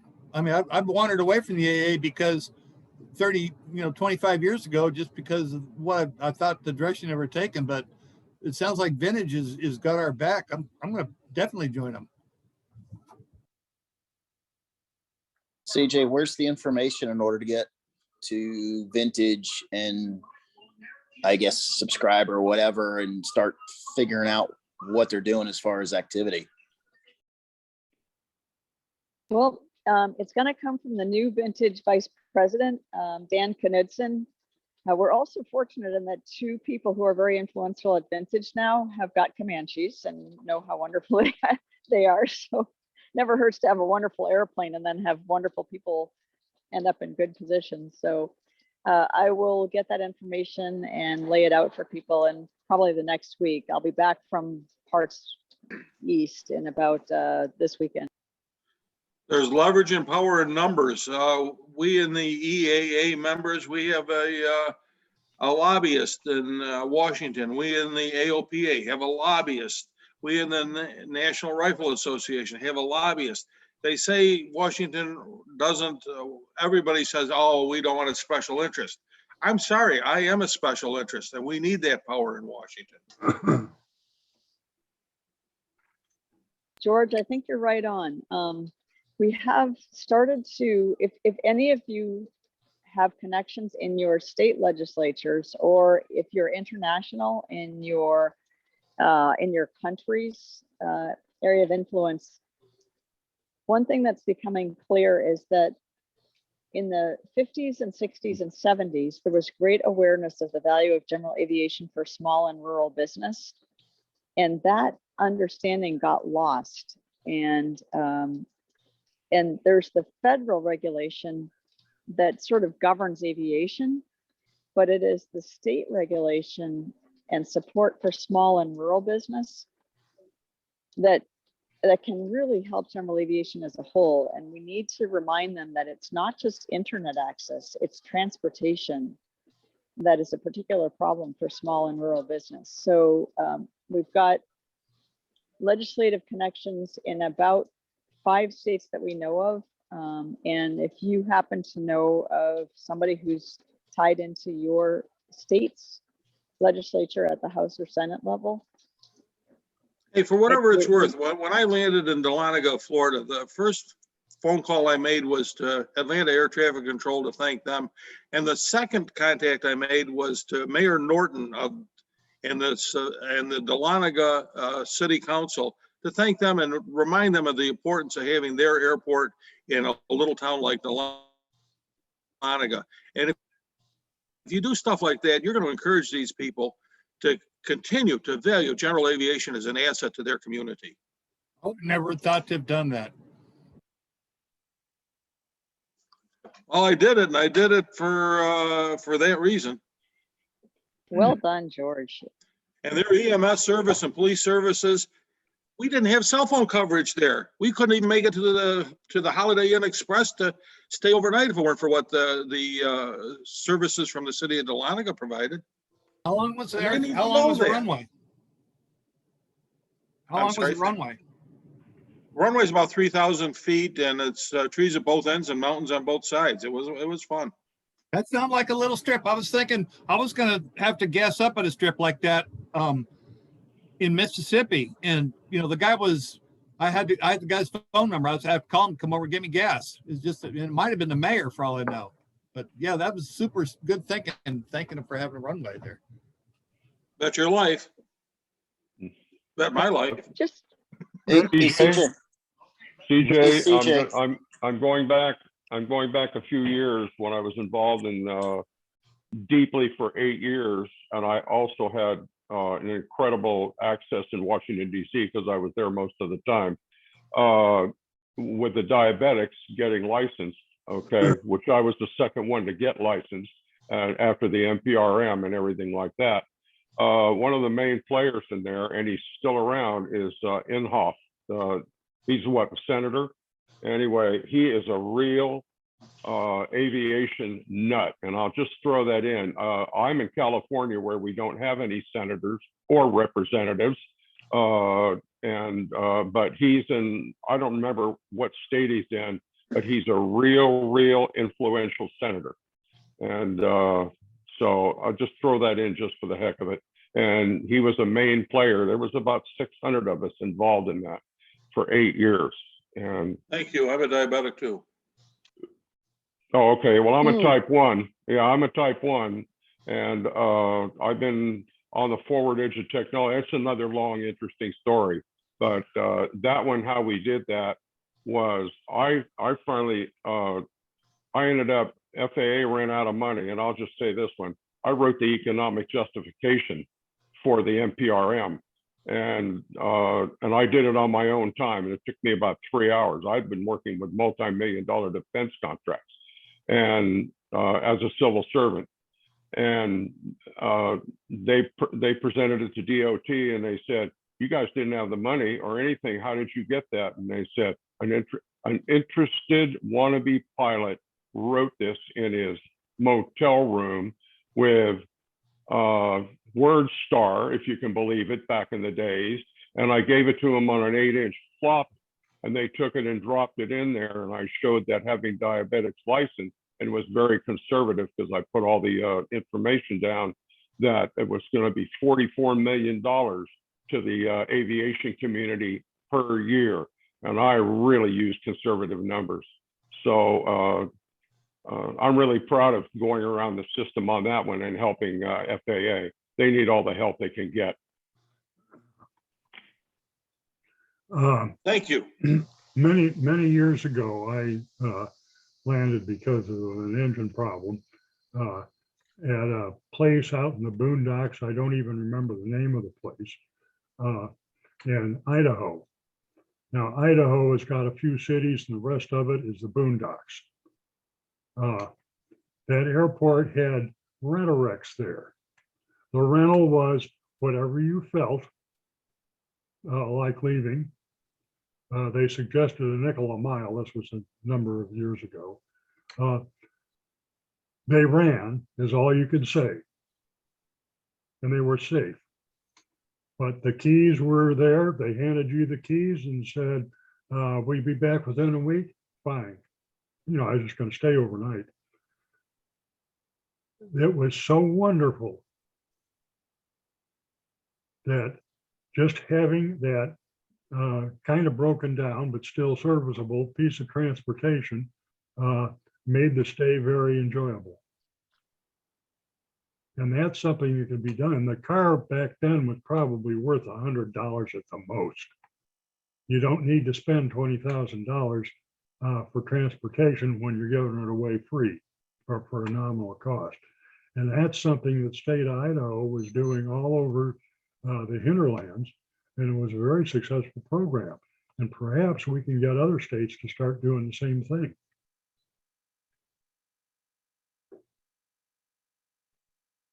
I've come across where they've used old police cars or the guy who runs around and does some of the code enforcement stuff. They'll retire those and put those at small airports, leave the keys there, and you're kind of on your honor, sign it out and go to it. Claxton, Georgia uses an old police car, and I think that's a wonderful thing. I totally agree. We should be more encouraging of communities and local governments to support such things through their municipal airports and their municipal airport managers. Maybe that's a program we start with Vintage and somehow kickstart that to go across the country to show our appreciation to Vintage, and maybe we can partner with them to get more aviation enthusiasts, you know, out there. Plans go well when you start with the word thank you. Amen. At So a Gillespie couple other Field, good news stories from Oshkosh. So first of all, just a quick shout out to Rich Bergman. The thing, I just want to point out that you changed the course of history for tens of thousands of people. And sometimes it seems really imposing, like there's no way we can do this. But if you pick it up and try, it's kind of like you miss all the pitches you don't swing at. Rich shows that we can be remarkably powerful. yeah, I So, also help guys get So their yeah, med. and then Kevin and helped over 200 pilots get their medicals back in the day, and I didn't charge them a dime. And there was 3 outfits around that cornered me out and said, we're getting $4,000 a pilot for doing that. And they said, why aren't you charging it? And I said, because I was the second diabetic license. I'm all plugged into CAMI with Dr. Silverman. And I said, and I give it away for free. I give back. And Mother Karma has dealt me a wonderful life because of it. that's pretty cool.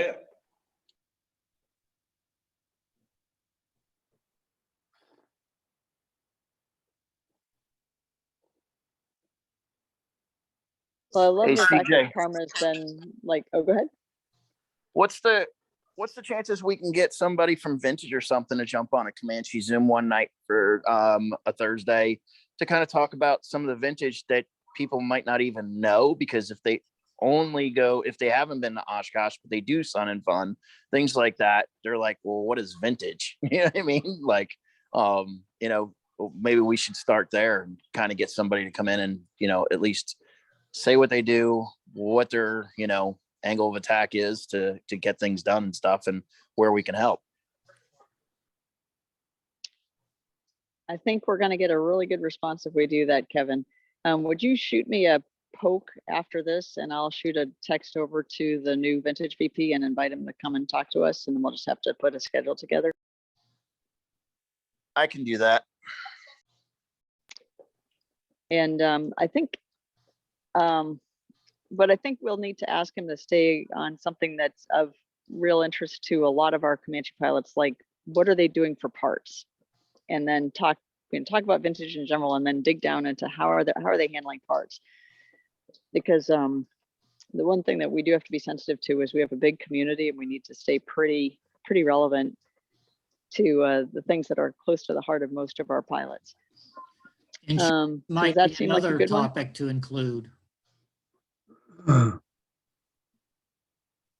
Mhm. Well, I is think that- Webco is Webco even involved with vintage, or is that something like we need to kind of help that out too? I mean, they are a big source of our parts and things. Yep. You know, maybe a Webco's not partnership involved kind of with thing. vintage. Yeah, no, Oh. that's a really good question. So one thing that happened is that the vintage VP brought over the head of Univer to ComancheTown. Super cool job. Univer, a lot of us order stuff from Univer for our Comanches because, you know, Piper use so many common parts, but they are more specific to the shore wing Pipers. And Univer is a super cool company. It's 4th generation.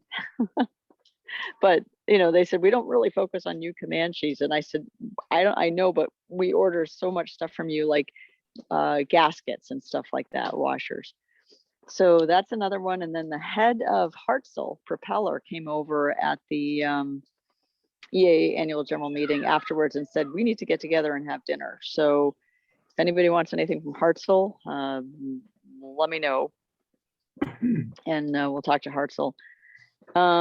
What else? So we had I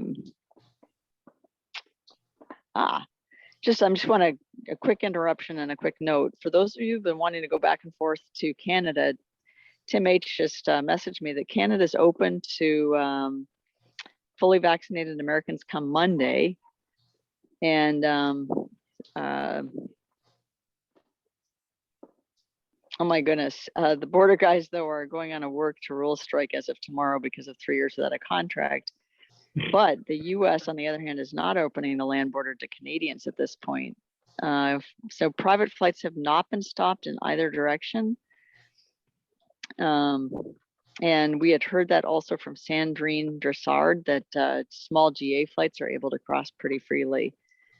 And we noticed a Canadian flight that went down to Oshkosh and apparently got back okay. So Tim, thanks for the update. There's enough Comanche pilots that like to go across the border to visit friends and family in Canada, and likewise Canadians that like to come across the border to visit friends and family in the US. And the two countries have been such close allies for so long that this border closure has been a real shame. Happy to hear that at least small GA aircraft can seem to be able to cross. Back to EAA. So we have the Hartzell connection. We have the short wing Piper connection. They're interested in cooperating on insurance, and that may create a big enough pool to have some real clout. And again, the president of the Short Wing Piper Club wants to be in touch coming down the road. And then we'll follow Kevin's suggestion to invite Vintage to come and talk to us about vintage and possibly focus on parts. Any other suggestions? I mean, I know there were things we could have done better. CJ? Yeah, don't let perfect get in the way of doing good. Before we swing over, I just want to relay Ian and Ian's comment. Further to that comment about crossing the US-Canada border, make sure anybody flying into Canada checks provincial COVID guidelines because each province has their own rules. You might need to quarantine. Ian, do you want to jump in and add anything more to that? Hi, everybody. Yeah, just check what the actual provinces say individually, because some provinces, like I'm actually in Nova Scotia right now, flew into Halifax with work today. And when you come into Halifax, you have to prove exemption from quarantine. So if you're just flying in for pleasure, you wouldn't be exempt from actually having to quarantine for 14 days when you arrive. So just check what the provinces are doing. It's changing almost weekly. So yeah, that's just my comment on that. Thanks a lot, Ian. Do you happen to know how to locate the people within each province to check? Just check on the provincial, on the actual provincial government websites. They have all that information on their websites. And pass. Say again. Can pass. Right. So CanPass should have it. CANPASS. Good comment. Good deal, thanks. Other stuff from Oshkosh, there was the fun of the Wednesday night storm.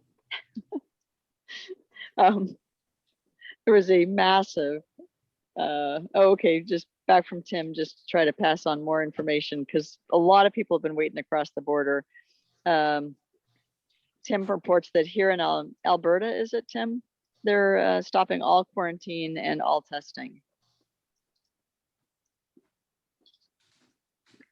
So that's huge. So it, you know, as Ian points out, that's quite different in Nova Scotia, in Quebec.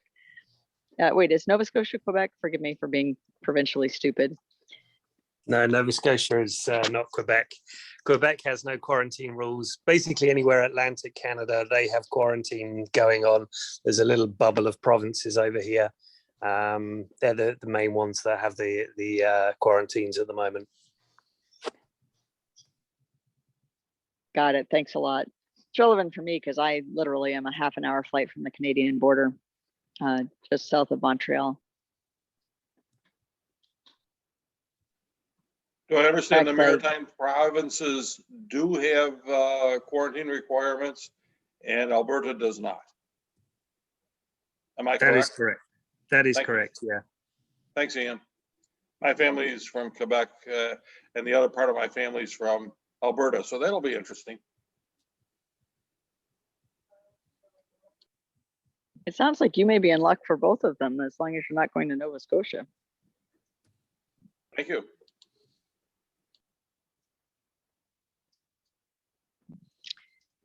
So the rest of the news from AirVenture is we fed more than 200 bowls of gumbo on Tuesday night. It was an enormous group of people. Entertained the people who flew an albatross, looked at this giant group of really hungry people and this incredible smelling gumbo. One thing that's kind of also drawing attention is the number of the mixedness of our group. We have a lot of young people, we have a lot of old people, we have everything in the middle and a lot of kids. And that is not how general aviation is feeling all over. So there is something about the Comanche where we have a lot of people coming in and passing their birds along to the next generation. And that ethos is getting some attention. The other thing that people seem to be responding to, and I'm hearing it from more and more people, is we are the custodians of our airplanes. They're going to outlive us. And I mention this because, again, we're in a world right now that's really divided. Our information streams are getting filtered. You know, there's a lot of algorithmic filtering of information, and it's creating people who don't even have a common context. You know, the liberals are all getting one news feed and the conservatives are all getting another news feed. And here we all are, whatever we might be politically, but we like Comanches. So we, you know, and thanks to Kristen with Delphi and Russ Wright and his group of administrators with the Piper Comanche Facebook group and the Comanche students, we've all stayed focused on Comanches. And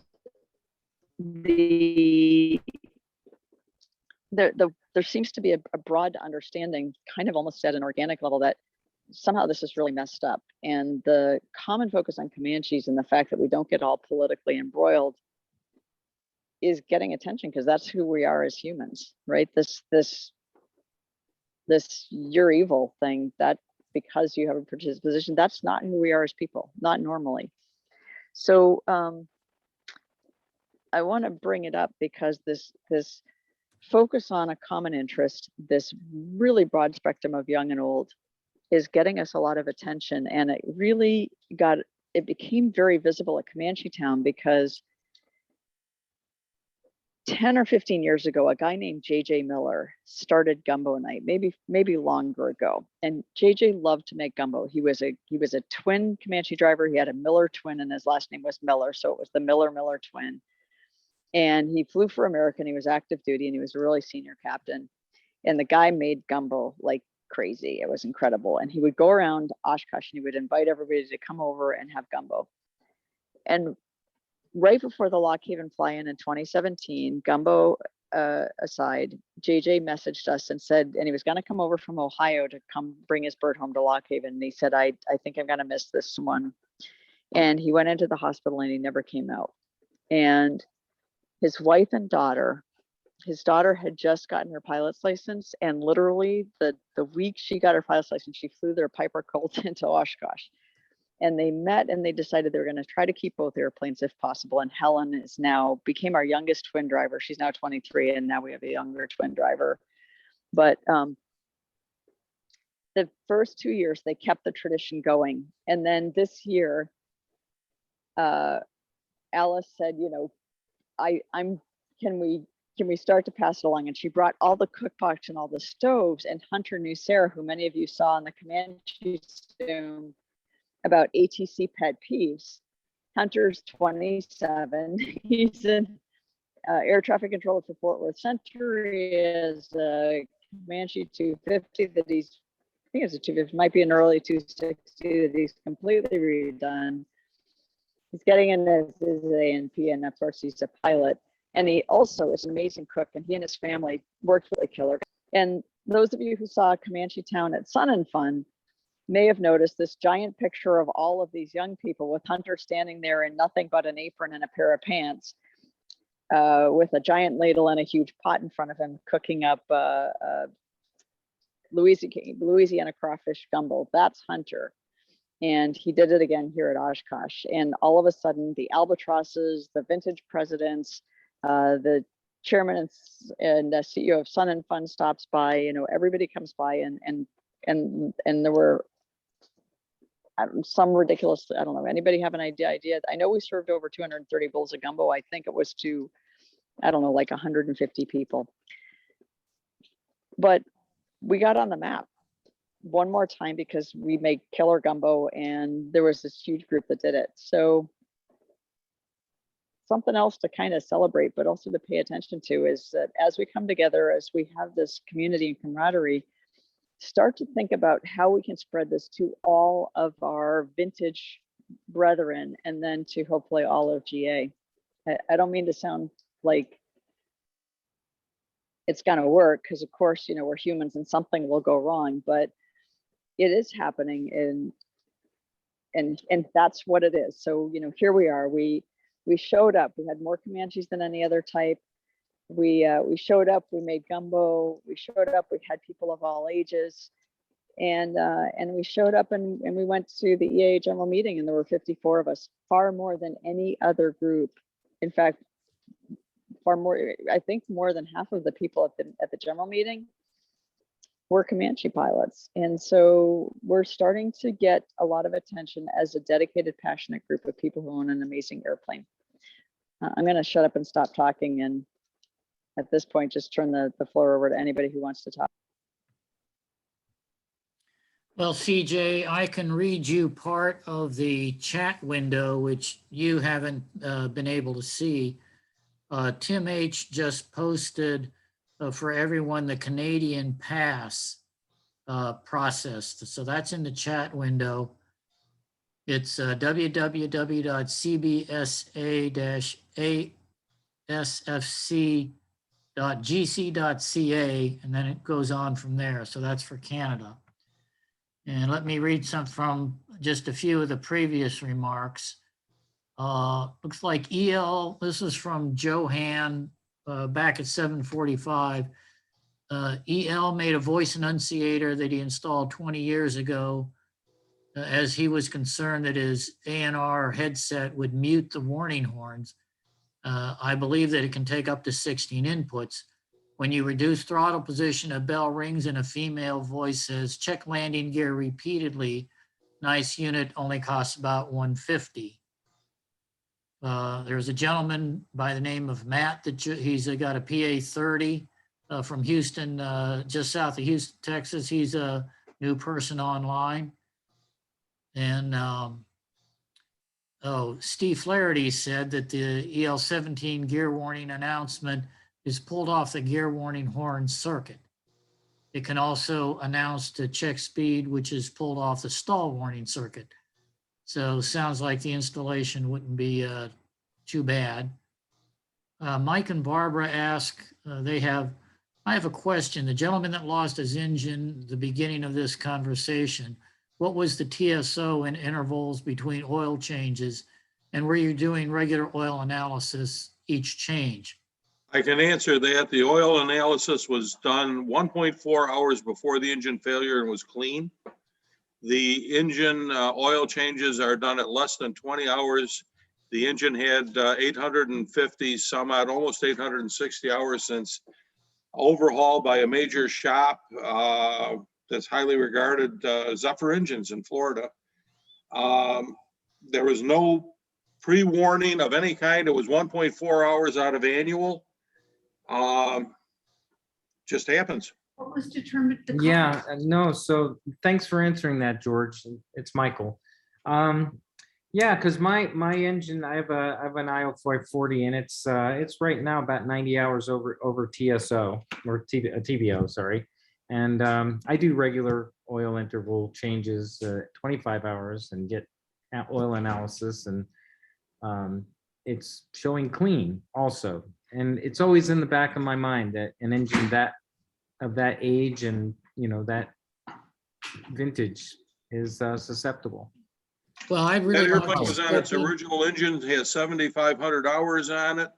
It had been overhauled at roughly every 2,200 hours, 10% beyond TBO. But you have to understand, oil analysis is for making metal and engine wear and stuff like that. It has nothing to do with metal fracture, metal fatigue, or anything like that. So right. oil analysis No, I got that. is very limited diagnostic. Yeah. Well, one of the things I'd like to bring up is I attended one of the lectures, and I think his name is Mike Bush or Mike Bunch. Mike Bush. Mike Bush, and he said that he has far more hours after TBO than he does before TBO. And he gave it was a very, very interesting presentation on engine wear. And in fact, you're most likely to have faults within the first 500 hours after overhaul than you are at any other time. That's exactly right. And he's my guru for engines. That guy is amazing. Yeah, he presented himself quite well. I will tell you irrevocably that the only time I've had a top overhaul, and it's only been twice, it was both on engines that were under 500 hours. This is the first time I've seen a failure with an engine that had over 800 hours. So I can somewhat support that. But I also firmly believe that TBO is when you overhaul an engine that runs perfect.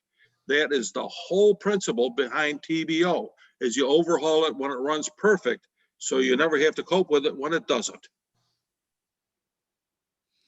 Okay, only one or two more comments from the chat window. That's regarding FlyQ, and one of the gentlemen's, Pat Elliott, said that he can't sketch on the map, but he's Don Connie made a request to FlyQ to add the feature of sketching on the movie map, and they will add it.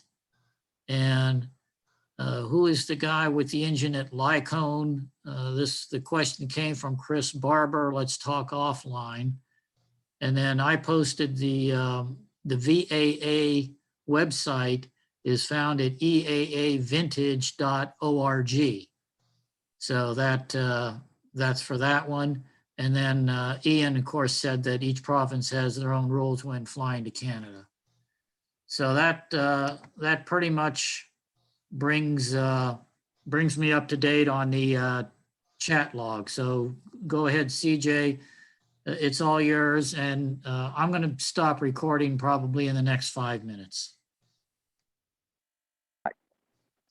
You know what? I talked way too much this evening. I am. There's other stuff we could talk about from Oshkosh, but mostly I just want to leave the floor open to anybody who wants to ask questions or bring up. DJ, can I ask a question about ICS?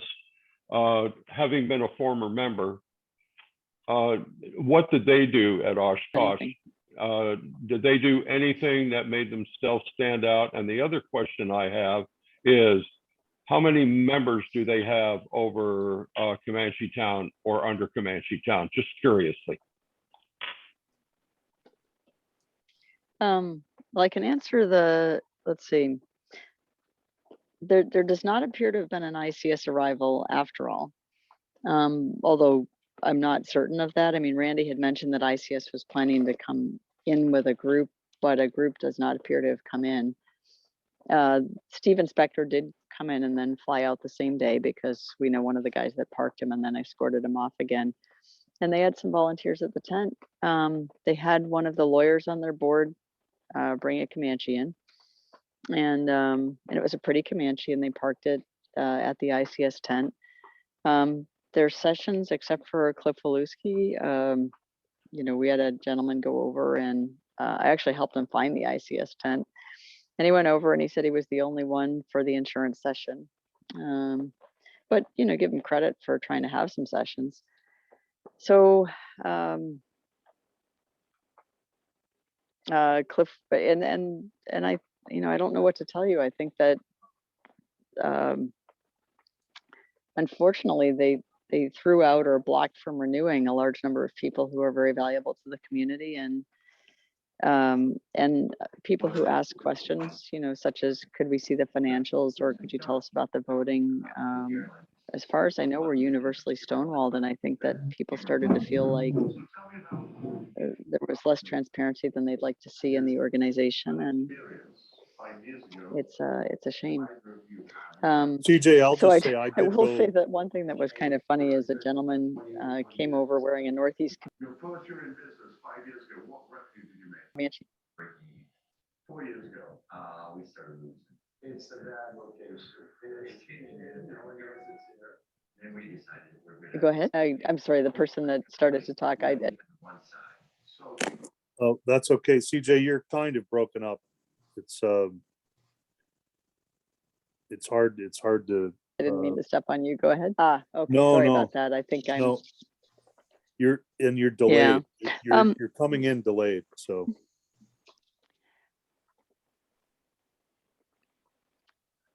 Okay.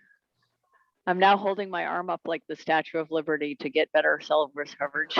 Any better? Yeah, this is like a newscast interview with somebody over Zoom where everybody's talking over each other because it's so delayed.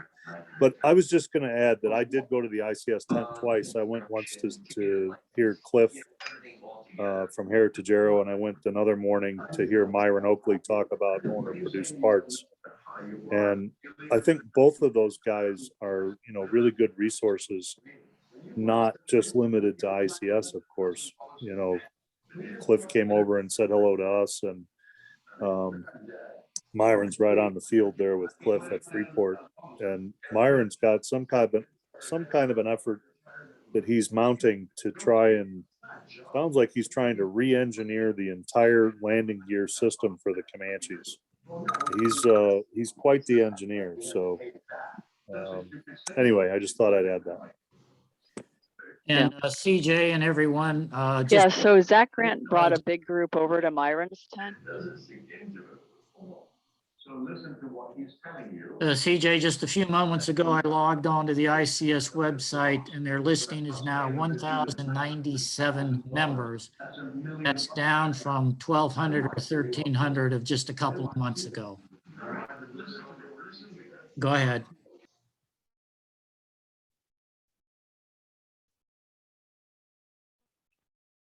Okay, I think that answers my question. They're quasi non-functional except for a few people.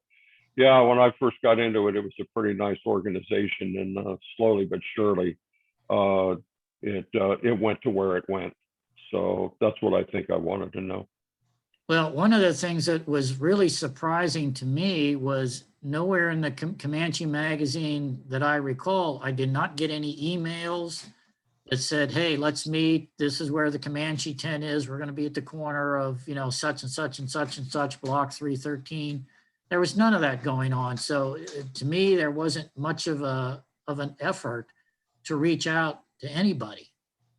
And, you know, maybe I wasn't reading the magazine thorough enough, but that was just surprising that they did not mention Oshkosh. Nah, the communication is very minimal. No. Vintage has been, oh, they're actually, that brings up one other thing. Vintage, are you guys able to hear me okay? Yes. Or, Yes, okay. you're good. Vintage has been inviting us to register as a type club for a couple of years. And we had been hesitating to do that partly because we didn't want to create confusion. And they finally came and said, look, a number of types have more than one type club registered, so please just register. So we'll be going ahead and registering a Comanche type club so that we can get on the rotation list for the, so just one more piece of information. Vintage has the type club area, and then they have the flight line, which is all vintage parking. ComancheTown, they helped us establish on the flight line because we never did take them up on their offer to register as a type club.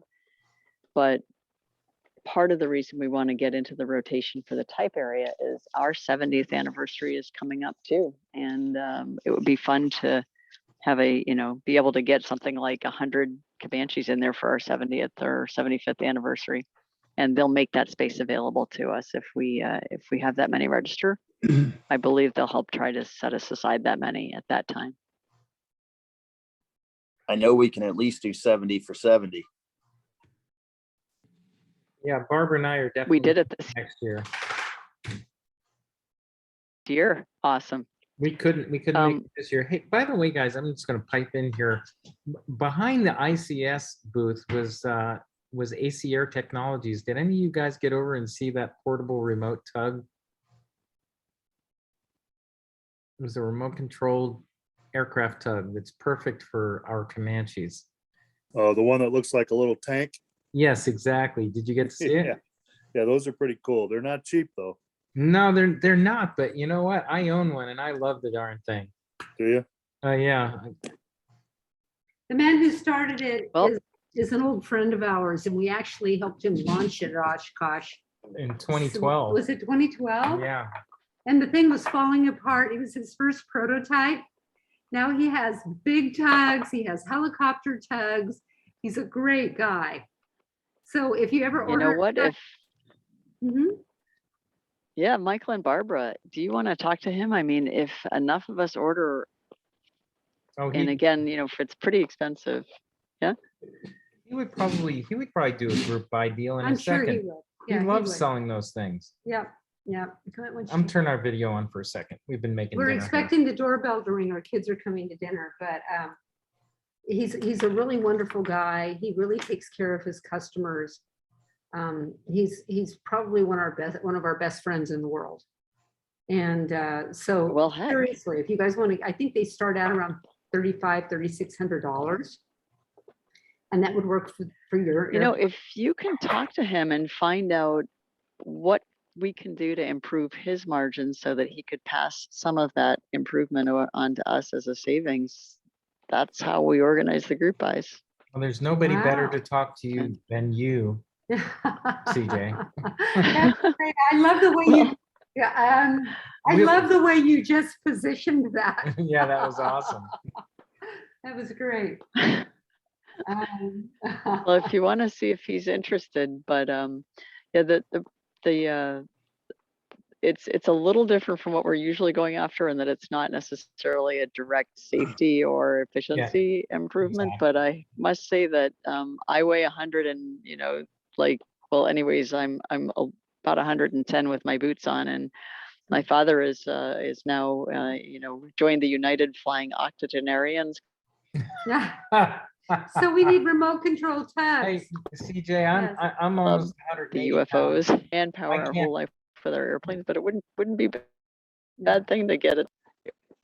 There's a couple spots I've been in with that, with the airplane where it's been just really tough to move it. I've got to, I got to ask for help. And his new tugs have a feature where you can take them apart and put them in the airplane separately. Yeah, they split. Yeah, they just split. So you can, before, even though you could pick it up, it's heavy. And that was a lot to pick that up and put it in the cargo compartment. So what he did is he's designing one that comes apart so you can put it in piece by piece. So when we go to Sedona and or in Laughlin, where there's a big slant to the tarmac, it's a lifesaver. Yeah. Yeah, it really So is. what is it? What does it weigh overall It's before it comes apart? the tug I have is about 58 pounds, and you could pick it up Not bad. yourself. But I know it's not bad, But it's hard to finagle that and kind of turn it on its side. If you go, Sure. His name is Anthony Chan, and his company is AC Air Technology. I'll put the link Yeah, in the webs- in and the check it link. out, and I will have a conversation with him really soon, and we'll see what we can do. We'll definitely get Anthony on. He'd be interested. I know. Oh, he would for love sure. it. He'd love to come on one night and chat, I'm sure. We He could and probably get him to Tracy. do it right now if we wanted to, but the doorbell's about to ring in our house, so that would be insanity. It's Well, great and that it's he about designed it. 9:30. Yeah, it's great that he designed it to come apart. So if you really want to, you can take it apart, put the pieces in the airplane, and there. Hold on. Sorry, see. You guys enjoy your family. The insanity has started. Yes, it has. Yeah. And I can't. Yeah, talk with him and let's find out whether we could do something and then see how many people are interested. That sounds like a pretty interesting piece of equipment. It is. I was gonna try to share my screen real quick and show you the video, but He's trying to our- mute himself and he can't. There you are. You know, hi, just coming in, kids. You know, you remember that night when I was operating Zoom and it locked up? It did it again tonight. So I'm gonna try to. Oh man, you know what? Next hangar flying section. Oh, here we go. Real quick curiosity, what's his retail price on those?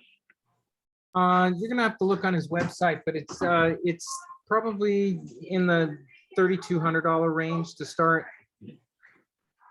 Actually, the one recommended for the Comanche on his website is $39.95, and it tows up, $39.90. tows up to 3,500 pounds. Right. That's the one I have is the T1. But like I said, if a bunch of us were gonna buy him, I can't really speak because he gave me mine